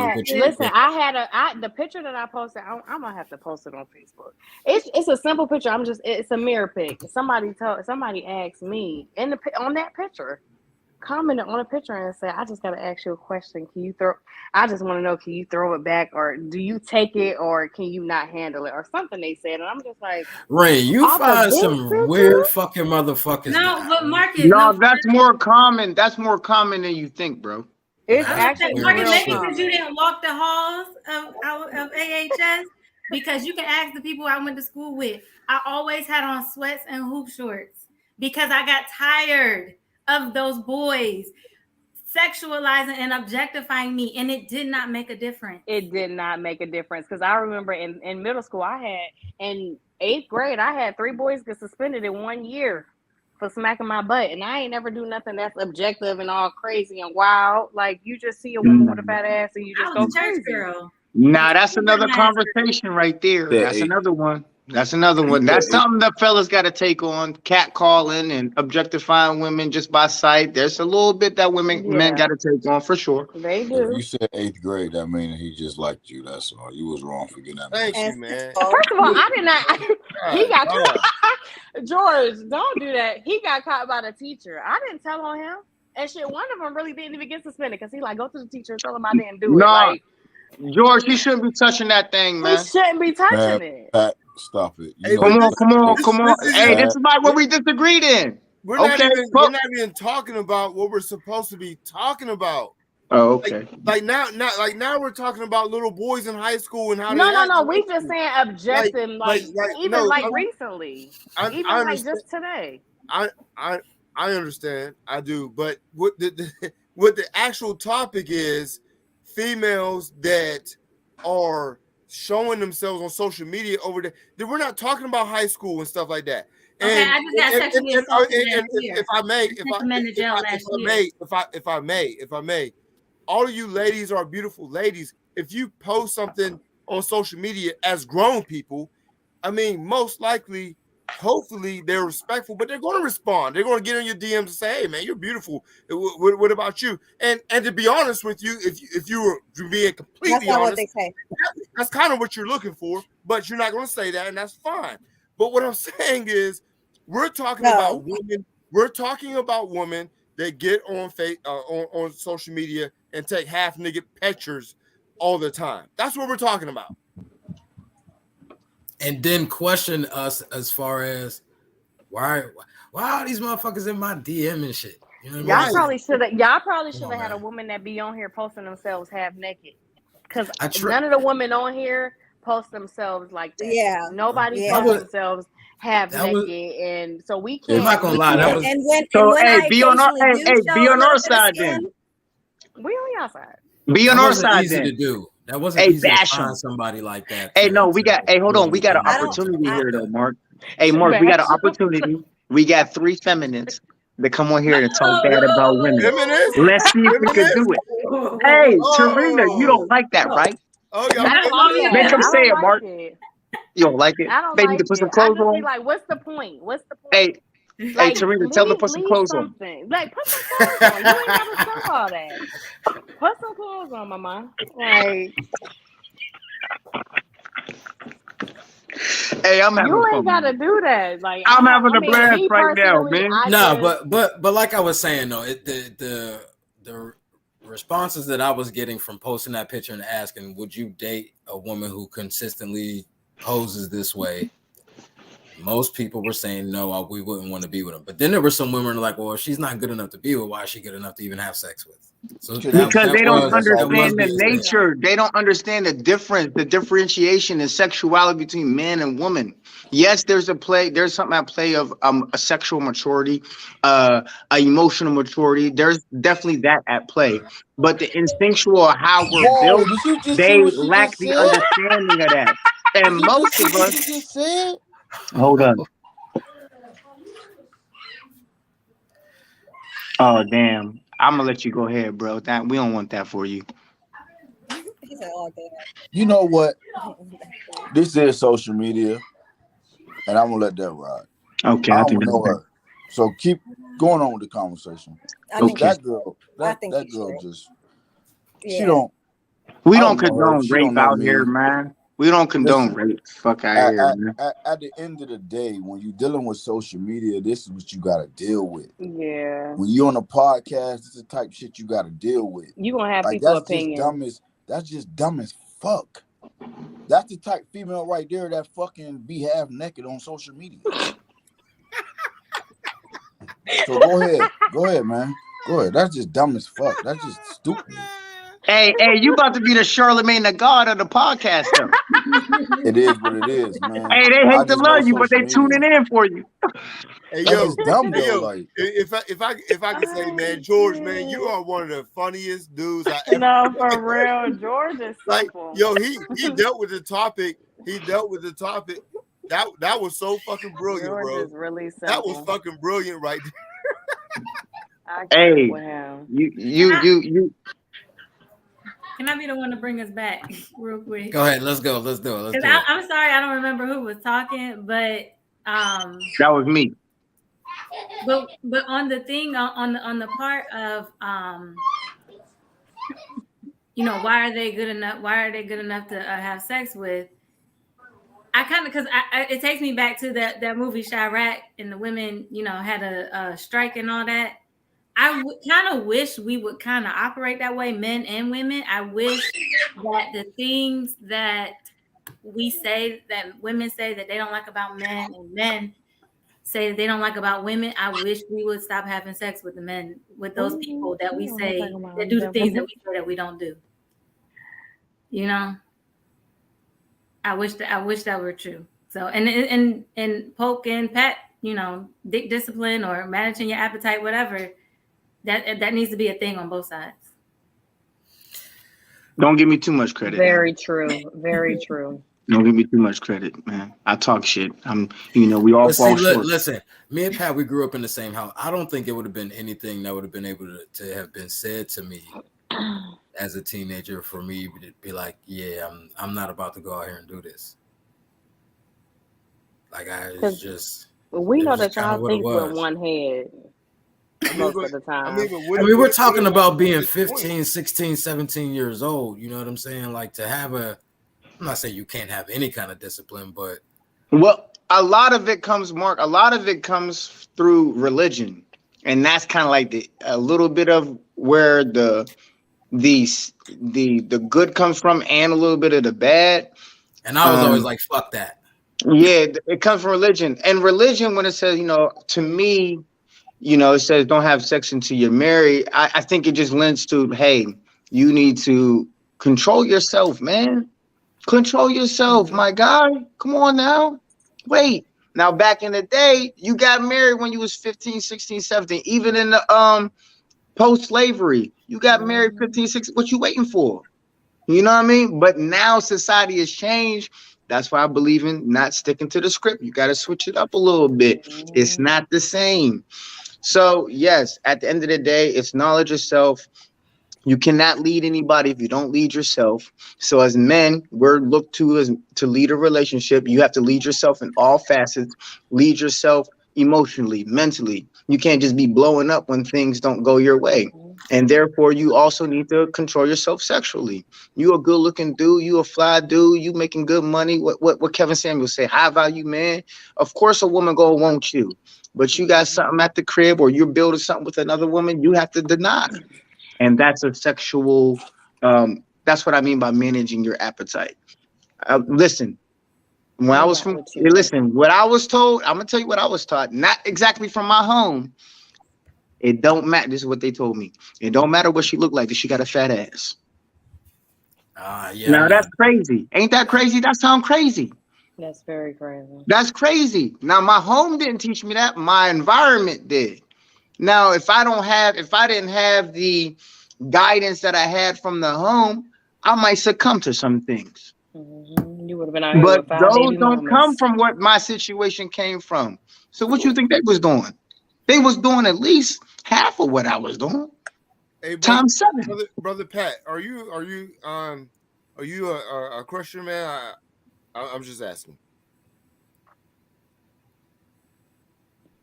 What's up? What's the question? Are you a Christian? I was raised Christian. Okay. I was just wondering if some of your opinions seem to be really, really religious based. Am I right or wrong? Or no, I definitely got a traditional foundation in all I play. But I don't believe in sticking, like I said, I don't believe in sticking to the script. I believe in making things work for you. I believe, like, even the institution of marriage, I believe what it was set up to do, but it looks different and it's applied differently now. And I don't believe that God is going to look on you any differently than what he did before. I think these are guidelines to live by. And I think many Black people are conservative at the end of the day, but politically, I believe that, like, usually politically, Black people are Democrats, but we're conservative at the heart, which would lead to being Republican and conservative. So, yeah, I have a lot of conservative views for sure, but with a liberal twist. Okay, I feel you, man. Hey, you sound the type of person I could build with, man. I like how your thought process. No doubt, no doubt. We'll wrap then for sure. Yes, sir. Yeah. Can I say something? Yes, you can. So to me, sex is a spiritual thing. And that's on both ends, because women aren't the only ones who get that spiritual karma. Men get that too. So that's why women are whores, men are whores. It's equal. So if women are whores, men are whores. It's a spiritual thing. That's why when you have sex, it changes your DNA. There's a reason for that connection. When you have a baby by somebody, it changes your DNA. That there is a connection like that. It has to be. How could it not be? You bring life into this world. If that's not spiritual, I don't know what is. So it's a spiritual thing. It's about energy. So that's why you need to watch who you connect with. That's why you need to watch who you lay down with. That's why you need to watch all these things. It's not about the woman is sacred and she need to do this and she the one who had the babies. And both of us, male, female, and everything, we all need to be protecting our spiritualness, our energy, and all of that. Okay, so I'm definitely got strong opinions on this, but I've been talking, so I definitely got strong opinions on that. Go ahead. Okay, well, so yeah, there's something to be said about what we think it is and what it actually is.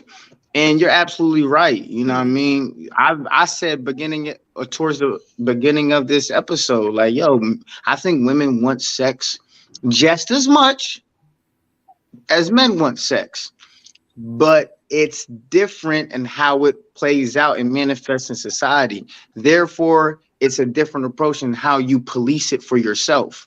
Now, I do believe religion, the other side of the coin was we over police women's sexuality, mostly because of the biblical practices, what the Bible says. Women are whores, you should, be a virgin, all that kind of stuff, for sure. All right. But that, I think it comes from a good place, but it's practice ugly, like Catholicism, not, once you try to become a priest, you can't have sex. You try to be a nun, can't have sex. That's nonsense, right? You have biological needs, you should have sex, but you have to practice sex differently than a man would have to practice sex. And therefore, if that's the case, you're going to be treated and looked upon differently than a man. And I do believe in double standards.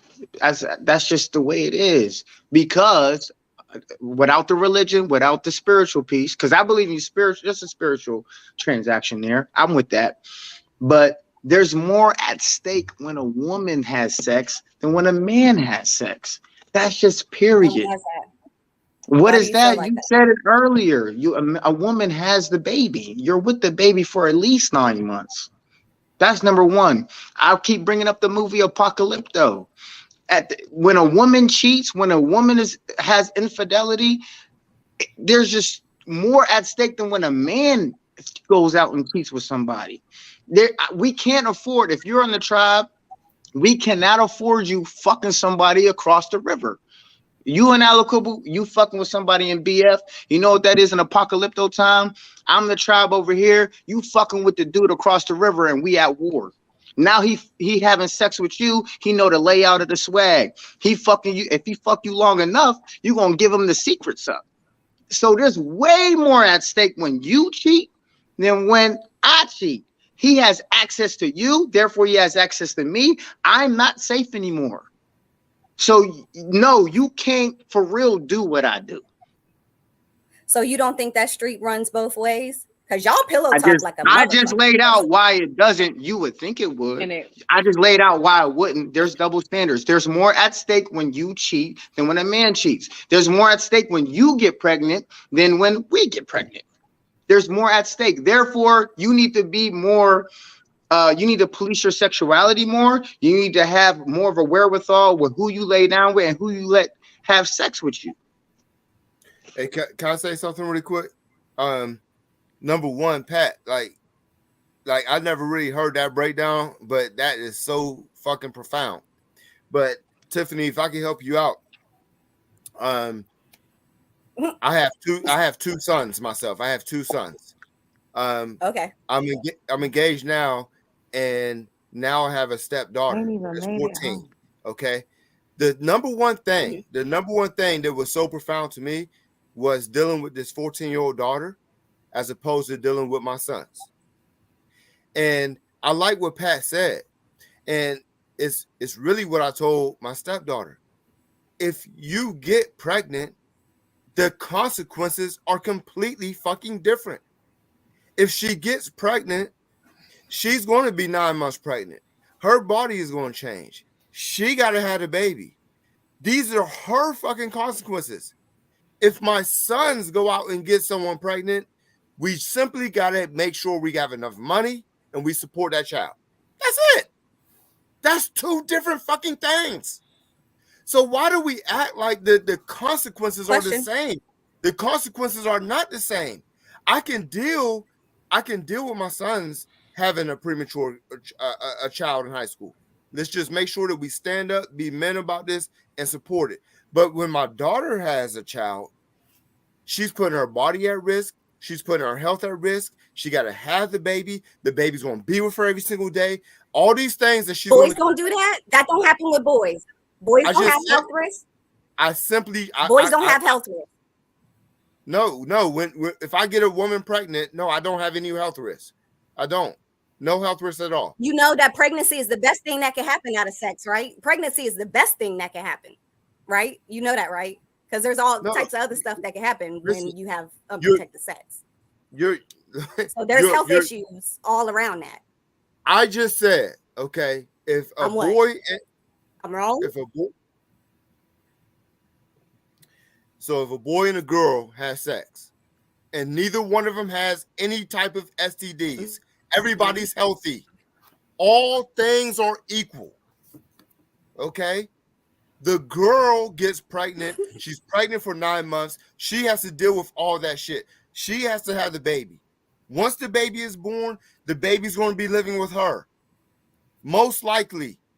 The boy, on the other hand, he simply has to provide and support. That's two different situations. That's not the same situation. We have to agree on that part at least.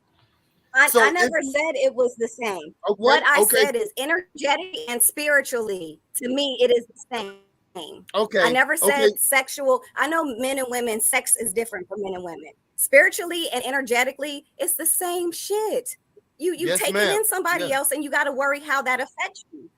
Yes, that's all I agree. I'm saying. I never said about the woman getting pregnant or none of that. And I agree with you on that point. But what we're talking about is beyond the spirituality of things, the consequences of it. Like if I have sex with a girl, beyond spirituality, that's like the deepest thing. How do I? You know what he means, Tiff? Stop it. It's practical reality. My statement. No, I don't.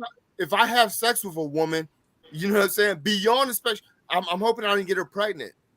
Okay, you're talking about spirituality. That's great. That's great. But what I'm trying to say is, with this 15-year-old now that I'm a stepdad, because just brushed all that shit off.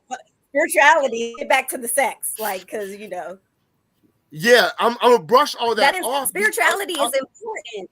That's what leads you down the right path in the right direction. Okay, stop you from getting pregnant. That may stop you from sleeping with somebody you have no business sleeping with. So you can't just brush spirituality off. It's very important. Tiffany, it's never brushed nobody off in the fucking history of man. Ain't nobody ever said, fuck the spirituality of this shit. It's too much for me to stick my dick in her. That's never fucking worked. So no one's listening to that. But the point is, the babies though. Okay. The babies. I know plenty of men who the babies though. Do that the babies because of though. what they practice. Okay. I feel like, only my opinion, the babies is a much more bigger consequences. Having these kids grow up with in divided households and stuff like that. That's a bigger consequence than the spirituality. Okay. And I don't feel like that. Because Tiffany, your soul is important. I understand your soul is important. So how are you going to say because you can get important in your soul? Make me. I get that, Tiffany, but a 16-year-old isn't thinking about the soul and stuff like that. So me and you talking right now on this platform. That's the problem. That's what I'm saying. All right, man. All right. But listen, I'm just gonna say, as a 16-year-old, I wasn't thinking nothing about spiritually and energetically. hold on. But Tiff, he said he agreed with you, Tiff. You right. Hallelujah, praise the Lord. But now there's a baby here that needs to. I'm telling her she's making a good point. She is right. But I mean, 16-year-olds, 15-year-olds, and 17-year-olds ain't thinking about that though. Right. And Tiff was saying that that's a problem. But like I was going to say, I can't. Yeah, that's the problem. And you're telling me they ain't think that's what I'm saying. Can I say okay? Something? I'm definitely probably gonna get cussed out for this. Oh shit! But Pope, say it. Fuck it. As a man, you have to understand that women never, ever, ever fucking listen to understand. They listen to respond. I know it, man. You right, man. So take your loss. Take your loss. George, you gotta fight, George. Do we gotta fight? No. That's just George. He got too much lip. Women just do not listen to understand. They listen to respond. That's why we ask. I was trying to understand, but my point of that it's a spirit. But my point was that if we focus on the spirituality and the energetically point of it, then maybe we could get some progression out of it. That was my whole point. And then we went into having babies and all of that. If we follow what spiritually and energetically meant, then maybe you wouldn't have the baby, and maybe you wouldn't lay down with that girl, and maybe you wouldn't have to worry about none of that. And that's what I wanted to get into though, because as a 15, 16, 17-year-old, I was raised in church, you know what I'm saying, as far back as I can remember. But when it came to all of that spirituality and getting like spirituality or pussy, I'm going to get pussy. You know what I'm saying? Fuck all of that. I wasn't thinking about no spirituality and this is wrong and Jesus, this is a sin. I wasn't worried about none of that. Marcus, because I don't think that's what Tiff is saying. Because as the Christian, I shouldn't say the Christian because I don't know who else on here is Christian or not. But as a Christian that is typically on this podcast with multiple different religious beliefs, I don't think that's what Tiffany was saying. Because I get what you're saying about how it, with those of us being raised in the church, it was pounded into us, if you have sex, you're going to hell and all these things. I don't think that's effective. But I agree with Tiffany that we do need to start in our community period amongst the adults and the children. We do need to start still centering and making the spirit and the soul more important. She's saying that if you to teach our kids that if you transfer energies, the wrong energy on you, that can have detrimental consequences, not just you're going to hell, which I'm not going to say I believe. I ain't got no heaven or hell to put nobody in. That's between them and Jesus. But but I'm just saying, I do believe though in the transfer of energy and that in teaching. I teach my son that not everybody deserves your body. You can't just be out here, just taking anything down because there are other consequences. So I just wanted to say, like, I didn't want y'all to just put the Bible thumping on Tiffany because that's not what she's saying. So right. No, I don't think it was that. And I don't think it was trying to put the Bible thumping on her, but just saying, we're just saying that, or I'm saying, I'm not thinking about nothing spiritual at all at that age. Right. You know what I'm saying? I get it. That's not on my, but the thing is I grew up in certain things that may possibly should have been in me for me not to, do certain things or make certain decisions. But I wasn't worried about none of that. Even though it was, like you said, that's our problem. But if they tried to put that into me and I rebelled against it so much. So, and I'm sure there's a million more me's that are 15 and 16 years old right now. But I'm saying, I wonder if what Tiffany is saying was instilled in us properly instead of just you're going to hell, you're going to hell, you're going to hell. I wonder and all if of that. Well, I made the right decision. But I wonder if teenagers would make better decisions. I get what you're saying. That part was instilled in them. You have to worry about your soul and yourself. If you respect that, then that respect should flow onto others. If you walk around respecting yourself and worrying about what you put on your soul and what you put on yourself spiritually and energetically, that should flow into your everyday life. That's all I'm saying. I'm not even worried about the actions of children. Look at the actions of grown-ass women, 35 years and up. And I'm back to the actual point because I'm going to stay on the actual point. The actions of women that's 35 years and up. Are they thinking about the spirituality shit when they're on social media? That's the problem. Butt ass naked? Are they thinking about that shit? And let's think about this. Let's all log on to Facebook right now, okay? Because I think that we're all at least 30 years or older, but we're all a little bit more mature. Let's log on to 35 on Facebook right now. How many young girls are on Facebook shaking their ass and being half naked? It ain't millions. Them. It's all 35 years and olds. It's all these old women that are on Facebook butt ass naked all the time, and they should know a lot about spirituality and all this other stuff. What I'm trying to say is, man, spirituality that's never stopped us from doing a fucking wrong thing. We grew up in the church.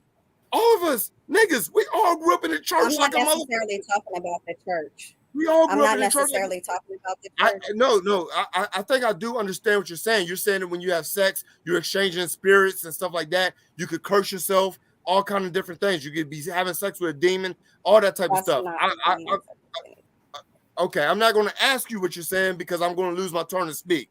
But I think that I know what you're saying as far as having sex recklessly and interchanging spirits. I know I got that much good. But what I'm trying to say is, if we as 30-year-olds, 35-year-olds, 40-year-olds, we ain't got that in line, we're supposed to teach our little 15, 16, 17-year-olds to be thinking about some spirits? They ain't thinking about spirits. How about they just look at their moms, stop fucking showing their ass and their titties butt naked on Facebook? Or their dads, I need to touch that, or their dads running through women and showing a bad example for them. It's their parents and stuff like that. But this whole thing about spirits, I agree with you, sister. I know that you're telling the truth. You're not wrong. I'm just saying that's not the right way to reach them, and that has nothing to do with this topic. The topic is these old ass women that be on Facebook every single day shaking their ass. What we think about that? That they don't value spirituality. Even if they know it, they're not valuing it. That's the deeper issue. There we go. It's like at the core, we still have to answer. How the hell they gonna value all that if they ain't valuing themselves? No, facts. I think it all goes together. You're right. Like at the same time, you got motherfuckers that's 35, 40 years old. Now they damn kids is 21, 22. They in a bar drinking with them. Doing age don't mean nothing. Twerking with them. Age don't mean nothing. What I'm saying, Miss T, is that if you old motherfuckers don't be in the goddamn bar with y'all kids twerking, you old motherfucking stool, you got no problem. It is.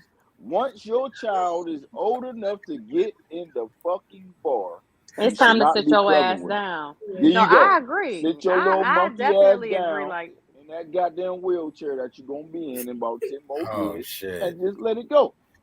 Not the wheelchair, bro. Oh my God. Come on, dude. Come on. You be in a goddamn wheelchair and sit the fuck down. They fucking they fucking up the next generation. Oh my gosh. Hey, it's just the blind. At this point, it be the blind leading the blind. You're not lying, Tiffany. What you were saying is the truth. What you were saying was the truth. But what you were saying is college, Tiffany. Tiffany, you're in college right now. You were saying some shit that's like after. I mean, what you were saying was real profound. Like when you talk about spirituality and sleeping with people and exchange spirits, you are right. You are not wrong, sister. You are fucking right. You know what I mean? But yeah, I think she fell off. Okay, well, it needs to be said though. What she was saying was right, but it's college. It's college. We need to deal with goddamn elementary school and how we need to be behaving and how we need to be acting. I mean, too much nonsense, man. We need to be raising these children a little bit better. But the sister was right though. You know what I mean? I hope she didn't take me wrong. The sister was right. She has great points. Oh, they take you wrong, bro. That's the problem. They talking about me, the Charlemagne. I'm sorry, Pope the Charlemagne. Pope is the Charlemagne of this shit. These women, this motherfucking girl, I can't. Who the fuck is that girl will say I'm the fucking rapist? I got a problem. Oh shit! All right. On that note, y'all. Yeah, time to go. Hey, listen. Hey, yo, this definitely went a lot longer than I expected it to. But it was some good shit. It was good conversation. A lot of points made. We got some good feedback from people on social media. So good show overall, man. I appreciate everybody for coming. Pat, man, I really appreciate you for coming on. You know, it's like I said, it's been a long ass time since you've been on one. Oh. So you know, your input is Patrick in over 10 years. What's up, Karina? Just a quick question. Like I know Marion, I know Powell, and man, Powell's a profoundly funny ass, smart ass dude. But Pat and Tarina, like I haven't met them before on a panel, and I just want to say to both of y'all, man, you both said some profound shit that made me think a lot, and I appreciate listening to you. Like seriously, likewise. Yeah, Pat, you said some shit, Pat. Pat is my brother, Pope. You know, like real brother, not like not like that's my bro. Yeah, that's your brother. That's my blood brother. Get the fuck out of here. They mama was my teacher. So when we was texting, why wouldn't you tell me that my brother's gonna be on this one? Because I actually hit Pat. I hit Pat last minute, like, yo, what you doing? You know what I'm saying? He was like, nothing. I'm like, you got any plans? He's like, no. I'm like, well, shit, hop on the show. He was like, all right, cool. So that was after I had talked to you. Wow. Hey man, see, people don't know this about me, man, but I don't mind people that disagree with me, man. I like to hear how people think, man. You know what I'm saying? Like except for Marion. Except for Marion. Wait, what I do? Wait. George always trying to point somebody out. Don't do that, George. Don't do what I do, George? But no, I'm gonna go back and listen to this. I'm gonna go back and listen to this, man, and I'm gonna think on it. And I want to say this, Marquise, like a lot of times when I go back and listen to these things, man, bro, like that, it provides a lot of fucking inspiration and thinking that goes on. That's why I said I don't want nobody to ever think that I got any issues with Marion, and I don't want Marion to think that. Because I'm gonna say it right now, man. I love you, Marion. I love your presence. I love your presence alone. So don't ever think that. Yeah, no, we cool for real. Like, I appreciate that we may yell at each other on this space right here, but y'all gotta know, like, afterwards, like, we all cool. So you know, it's good. It makes good debate. And the whole thing is, well, the whole reason why I get on here is so is to present new ideas and to learn some new ideas. So but you know what social media like? Social media like that shit between you and Marion though. They like negativity. You know so pal, they gotta play it up for the views. Hey, listen, these motherfuckers is up. Bring them in. Play it up for the views. I won't do it. Don't give in, Pope. I won't do it. Because at the end of the day, I'm for the community. So I ain't never gonna be beefing with a black man. No, absolutely not. This shit gonna get popping. Think about Blueface and his girl. Oh, that's all you see. That's all you see. It's all you see. Social media love negativity. They don't want us to sit up here and be speaking about some positive. It's not It's not social media. It's society. Like that's what they did. They put black men and black women against each other a long time ago because they knew how powerful a black family would be. So it's just a systematic thing. That's all. So, Pope, I'm glad you shook your head, man. I'll say this real quick, Mark. Like I was just having a conversation. Like you can't go anywhere. I mean, the fact that we have social media, we have a little bit more control of our media presence, our images, and how we see ourselves. But for the most part, we don't see anywhere on TV and mainstream media where there's a black man and a black woman interacting in a healthy way for extended periods of time. So yes, if that's something we can do on this show, like have debate, but it still be healthy, I think it's definitely powerful, bro. Mm-hmm. Yeah, it is. Where we're not lashing out at each other, people yelling matches. You see a lot of that. Even though you went 3 hours, bro, I mean, at the end of the day, it's still live. You know what I'm saying? So people jumping on, it's a lot of positivity out of this, man. I love being on this joint. You know what I'm saying? I'm getting yelled at for being on it so long, but oh well. Hey, Mark, let him go. Mark, let him go so he can come back. He know he can drop off whenever he get ready. You know what they say in church? We're gonna let y'all out on Sunday morning so y'all can come back on Sunday night. That's y'all. Hey, that's only CIR. That's all right. I was about to say, you know who that is. Sunday night service. That's Kojic, man. That's Kojic. There you go. Yeah, you're right. Hey, Marcus, on a sneak tip, man. On a sneak tip, hey man, correct me if I'm wrong, man. You're building something beautiful, man, and you got some support around you, dude. You know what I mean? You got Marion, and a sister, man, that is very educated, speaks well, and gets on here and fights like a warrior. You got George Powell that is funny as hell and still speaks facts. You got your brother, man, like shit. I don't even know. Tarina, like, bro, like no, but like every time that you come on, man, you're bringing on some people, man, that is bringing. Tiffany has some fucking some fire, dog. You got a nice little support staff around you, dude, and we love you, man. We want you and Candoria to take off, man, and everybody. Yeah, man, take off. It's what's up, dog. Like, I just got one thing to say. I appreciate that, man. I appreciate that, Pope. How do everybody else get Marion, Tiffany, Pat? He did say something about you. I get it, but what he said was George Powell. Everybody else get their first name and shit. Everybody who mentioned me gotta say George Powell. What about this Powell and George? Man, I don't understand this shit, man. God damn. Everybody gotta mention my full goddamn government. That's your brand, bro. That's your brand, bro. That's your brand. Right. Hey, bro, that's your name now. You gotta go by George Powell now. Yeah, that's his hard low key. Listen, especially all the market. Go ahead and trademark. That's your brand, bro. Change all your handles to that. Everything on social media. One more thing that makes us even more beautiful. This is what we all got in common. Hey, I ain't got my shirt on, but accept. Hey, don't do that, George. Go ahead, George. Go ahead. Go ahead somewhere. I'm not equipped, y'all.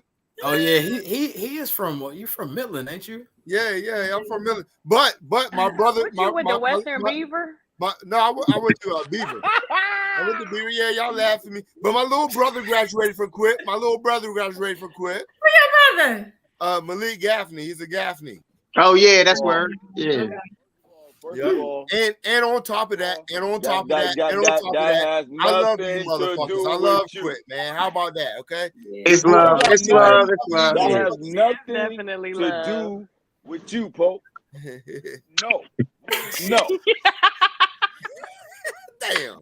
You from fucking damn. No, motherfucker, I'm from Midland, man. I was always there. You are a Bobcat, nigga. Hey, hold on, time out. You know what George reminded me of in that moment? Y'all ever see them Facebook George would do? Be like, I ain't forget. Y'all used to wear them jelly shoes. Oh yeah. George was like, I ain't forget. You from Beaver. You from Beaver. That's fucked up, bro. That's fucked up. I ain't forget. Hey, y'all look funny as hell for real.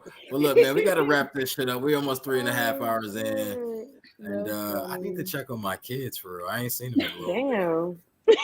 Right. Did they eat at least they wasn't bothering you. Mine was bothering me throughout the show. Look, Malik had practice. You know what I'm saying? Like he just practice was over 2.5 hours ago. You ain't gonna get my baby. Nah, he had a ride. He made it home. He had text me and everything. But can they cook for themselves? They can survive. How about that? All right. Well, then all right. Then that's when I watch your kids. Can they cook for themselves? I'll watch your kids. Can they cook for? Because they good. I got one more thing to say. Cook that. One more thing to say. I'm gonna say it out here for everybody to see. Patrick Pettis, the next time you come home, I better see your face. I know. No, listen, wait. We never know when he's popping up. I know. Listen, Pat, that's the best way to do it. Just pop up on them. Never let. Listen, we hear the doorbell ring, and it's Pat. Like, damn, you ain't even tell nobody the fuck you was coming. Nothing. You just show up. You got 4.5 hours to tell me that you on your way. I know you right. You right. I'm sorry. Fuck it, man. Correct me if I'm wrong, baby. Thank you, pal. Hey, thank you. Correct me if I'm wrong. It's the shit, nigga. They about to lay it to me. George Powell, you was one of the funniest. Let's get out of here, man, before they hop over me. Tiff, I see you over there, Tiff. Ooh. Hi. This was fun. Thanks for having me. Yeah, Tiff, I appreciate you. Put me on the podcast. I really appreciate you. I hope you come back and want to do it again sometime, though. Yeah, I'll definitely come back. She got a little Red Riding Hood. She put that motherfucker in there. You see her? This nigga. He got on his Quip hoodie too. Hey.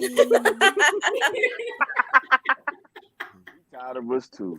Shit. Anyways, y'all, we about to go ahead and get the fuck up. Think about doing that all male panel, so I could tune in. We'll see. Everything right. Thank you. I appreciate all y'all for coming on. It was a good time. Everybody had some good shit to say.